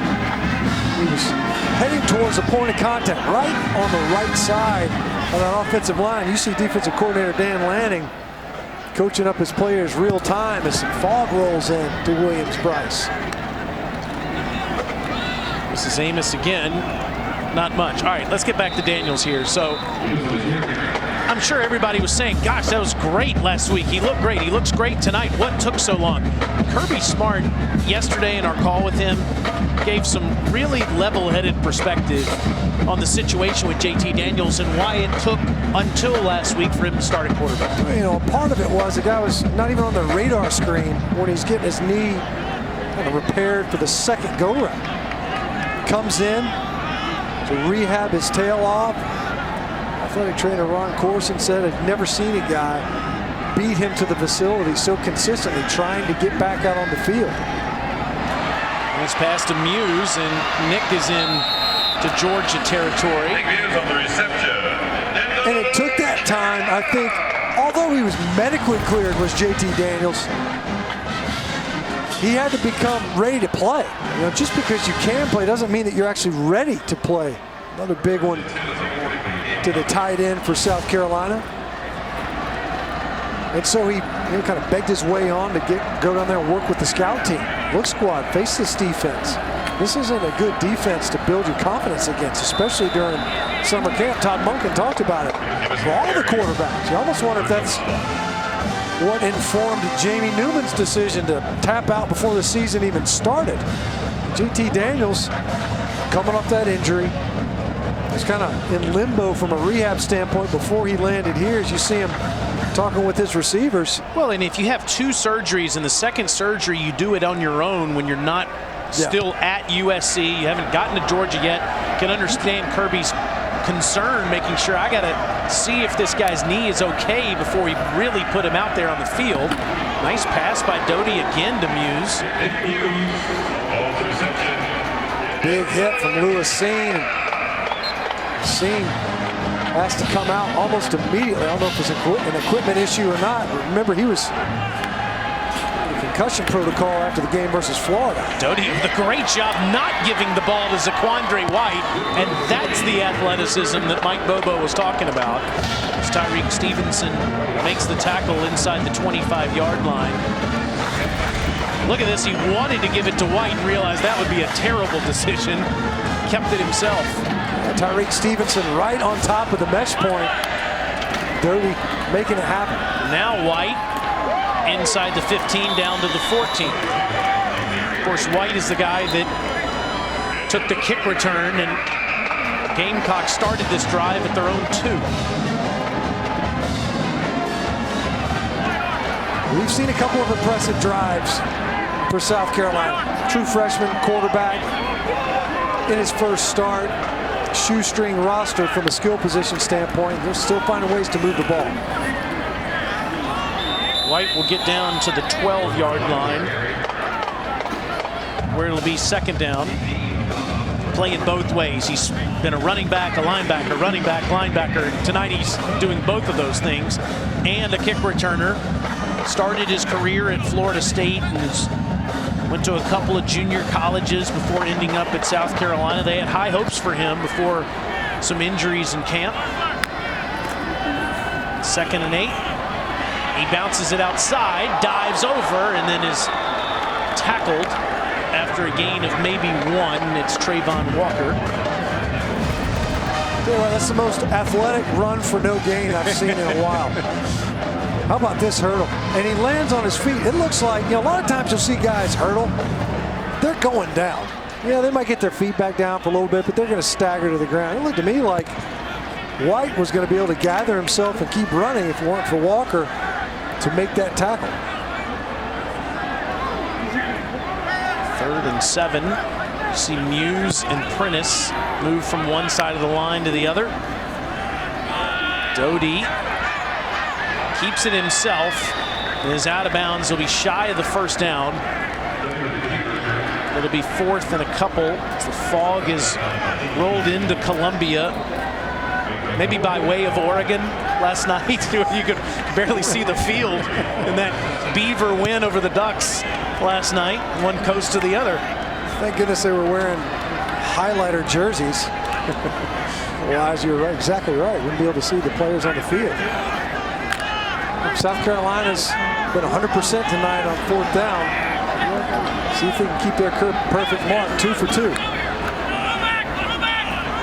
Doty sprints out to Muse, a career night, and it's a touchdown.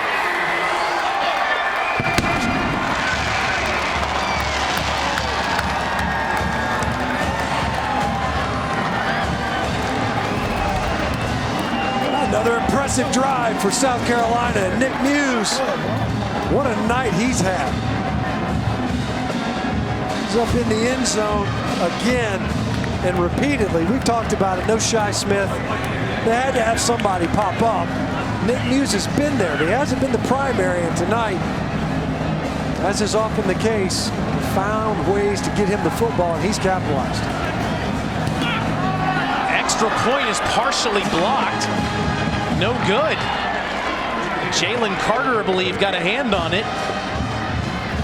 11-play, 98-yard touchdown drive.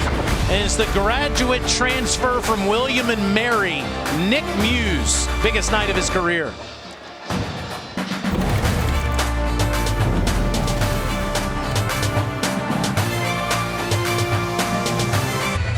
A little more gray than he had when he was being protected by Matt Stinchcomb. I might add, decades ago. Back in the mid-90s. There's Stinch over there on the left, number 79, and there's Mike Bobo saying we're going to give it to number 19, Hines Ward, in some way, shape, or form, probably. That's right. Not a bad plan. Yeah. Only a quarter century ago. Wow. That's crazy, isn't it? This is Jackson. A great punt return. A couple of good kick returns tonight, too, and he gets it past the 30-yard line. Mike, of course, was at Colorado State for 5 years and came back to this coast to be the offensive coordinator for his great friend Will Muschamp this year. And I can tell you that he is just as upset as anybody that it didn't work for Will here at South Carolina and that he was pressed into being the interim head coach. He, like the rest of us that have been around Will for a long time, think the world of him. I'm sure he's watching tonight. 1st and 10 with the carry to Edwards, and Edwards will get a few. And Mike said he wants to continue to be an offensive coordinator. He wants to continue to call plays in college football, no matter where that is next year. Well, a guy can coordinate offense, there's no doubt. I mean, his offense is, you look back to his years at Georgia, and the numbers speak for themselves. There's no doubt that he can coach and he can recruit as well. It'll never likely be felt here at South Carolina. A short stay certainly didn't go the way they intended. They have a ton to work with coming into this season. Had some opt-outs at receiver, especially. Otre Smith, Andricus Davis choosing not to play. Shi Smith really that only known piece, although we've seen Nick Muse emerge this season. Losing Marshawn Lloyd, who was thought to be a real difference maker at running back. Lost him to an ACL in preseason. Just derailed that season early on, especially offensively. Well, you know how much Coach Muschamp cares about all these guys that he recruited. He's a class act guy. He's just a pleasure to work with, really. Throughout his tenure as a head coach at Florida and South Carolina. We wish him well in the future. Edwards looking good here in the fourth quarter, and he bounces it up to the 45-yard line. Now, for who will be next here in Columbia, they've already started that process, interviewing candidates, and they've had several conversations. In fact, they've had one with Shane Beamer, the Oklahoma assistant head coach who worked in the Southeastern Conference, of course, worked at Virginia Tech as well.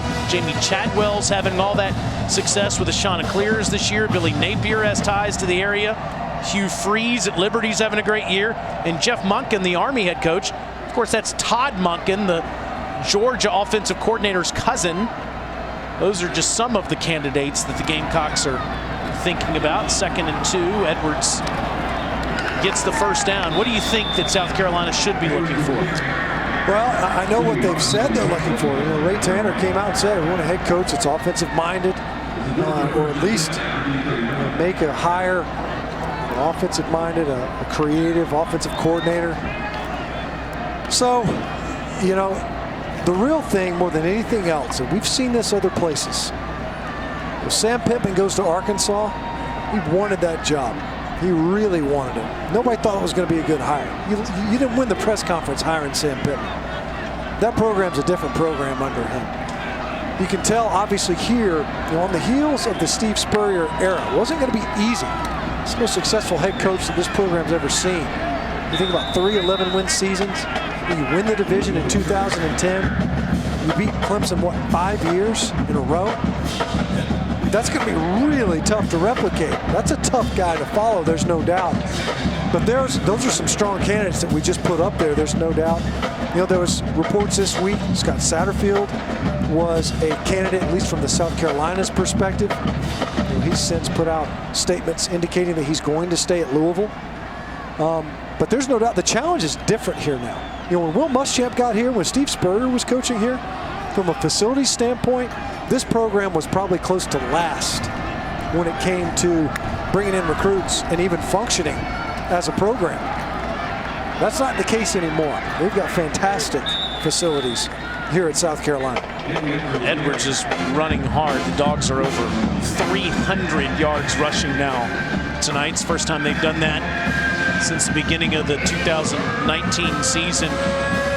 Well, I don't know who they end up with and who Ray Tanner, the athletic director, decides on. But Shane Beamer was here when Steve Spurrier had that success, at least for several of those years.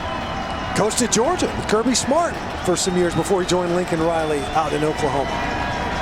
No head coaching experience for Shane Beamer. And you wonder how big of a box is that for Ray Tanner and President Caslen here at South Carolina to be able to check. Kirby Smart, of course, had never been a head coach before he came to Georgia.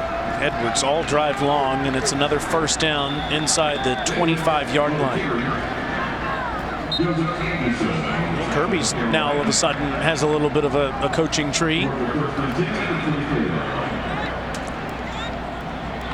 Yeah, you know, you think Mel Tucker goes to Colorado for a season, bounces up to Michigan State.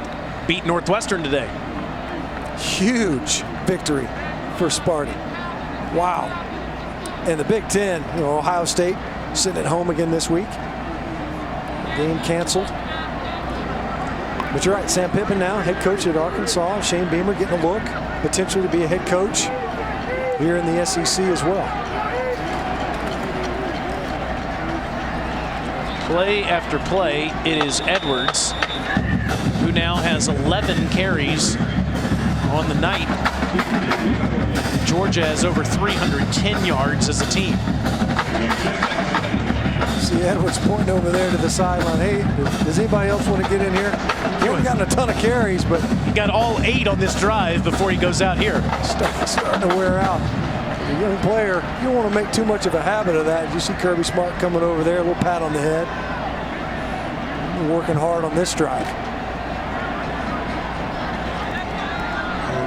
They'll go to the bench here and bring in another tailback. down to the 13-yard line as we tackled there after a gain of a few. That's Prather Hudson. Yeah, Prather Hudson, who's played some defensive back, is now going to play some tailback as a graduate player.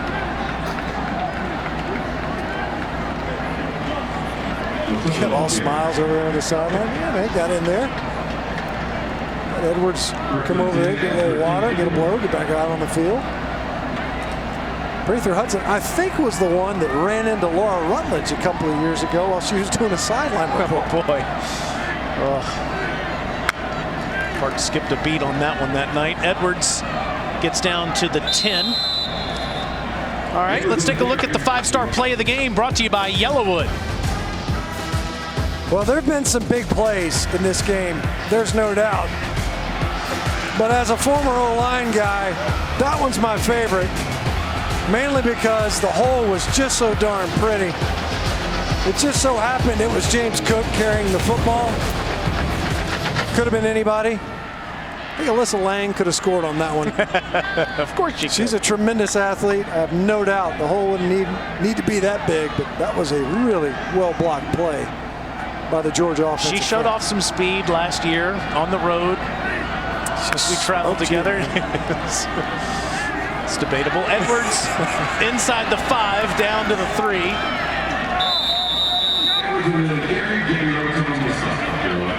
No, I think she won that race. Didn't she? I think that everybody was pulling for her. She said it was a tie. The videotape seemed to look like it was a tie. Sure. She was friendlier to me than the rest of everybody else who was watching. It's great to have Alyssa back here with us tonight. It's been such a crazy season. All of us trying to do our best to be healthy and safe. But it certainly has come at a cost for our traveling band. 3rd and 1. The Edwards show continues. Down near the goal line to the 1.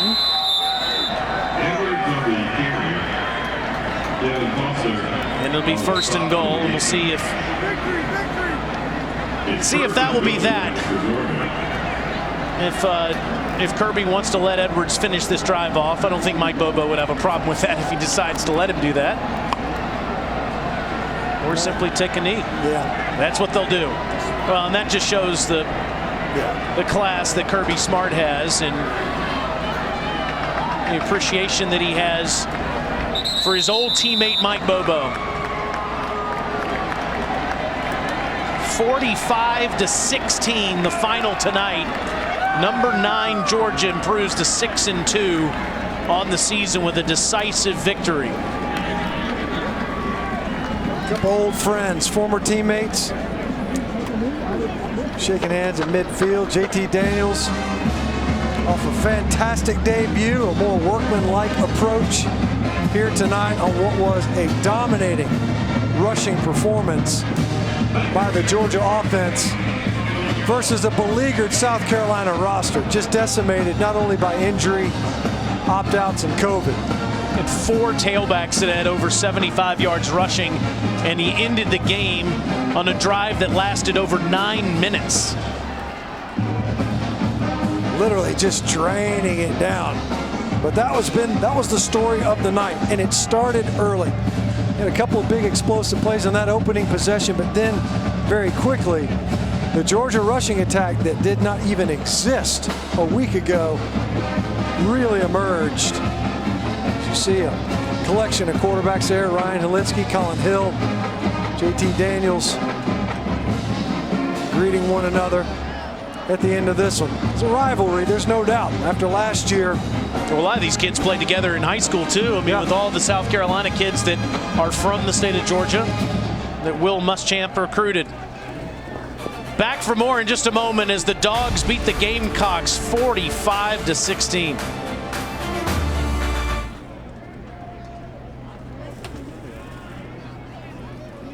We did a really good job tonight. You know, it was a really different type game. Didn't ask him to do a lot, and he did what we asked him to do. Probably left some plays out on the field that I know he would like to get back. but he's really smart. He's done a good job. We got to keep working him in the pocket, and we got to get healthy around him to help him. But the run game was his friend tonight. You guys had a ton of success offensively, running the ball, spreading it out to a lot of guys. How much confidence does that give you going forward?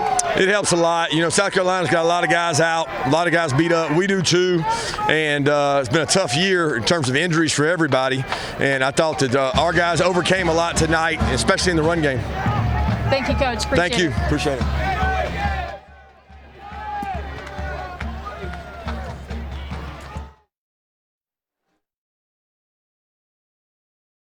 Yards per play on first down, 8 of 10 on third downs. The offense was terrific in every phase.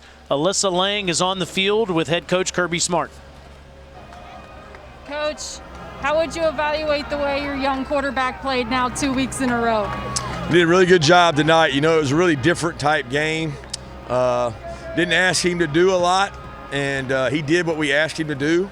Probably left some plays out on the field that I know he would like to get back. But he's really smart. He's done a good job. We got to keep working him in the pocket, and we got to get healthy around him to help him. But the run game was his friend tonight. You guys had a ton of success offensively, running the ball, spreading it out to a lot of guys. How much confidence does that give you going forward? It helps a lot. You know, South Carolina's got a lot of guys out, a lot of guys beat up. We do too. And it's been a tough year in terms of injuries for everybody. And I thought that our guys overcame a lot tonight, especially in the run game. Thank you, Coach. Thank you. It. Appreciate it. 50 wins for Kirby Smart in less than 5 seasons as the head coach at his alma mater. Thanks to Rick, Steve, and our entire production team tonight. For the College Football Hall of Famer Matt Stinchcomb and Alyssa Lang, I'm Taylor Zarzer from Williams-Brice Stadium, where it was all Georgia Bulldogs tonight, blowing out the South Carolina Gamecocks. Dari Noka and Gene Chizik have it after the break. So long.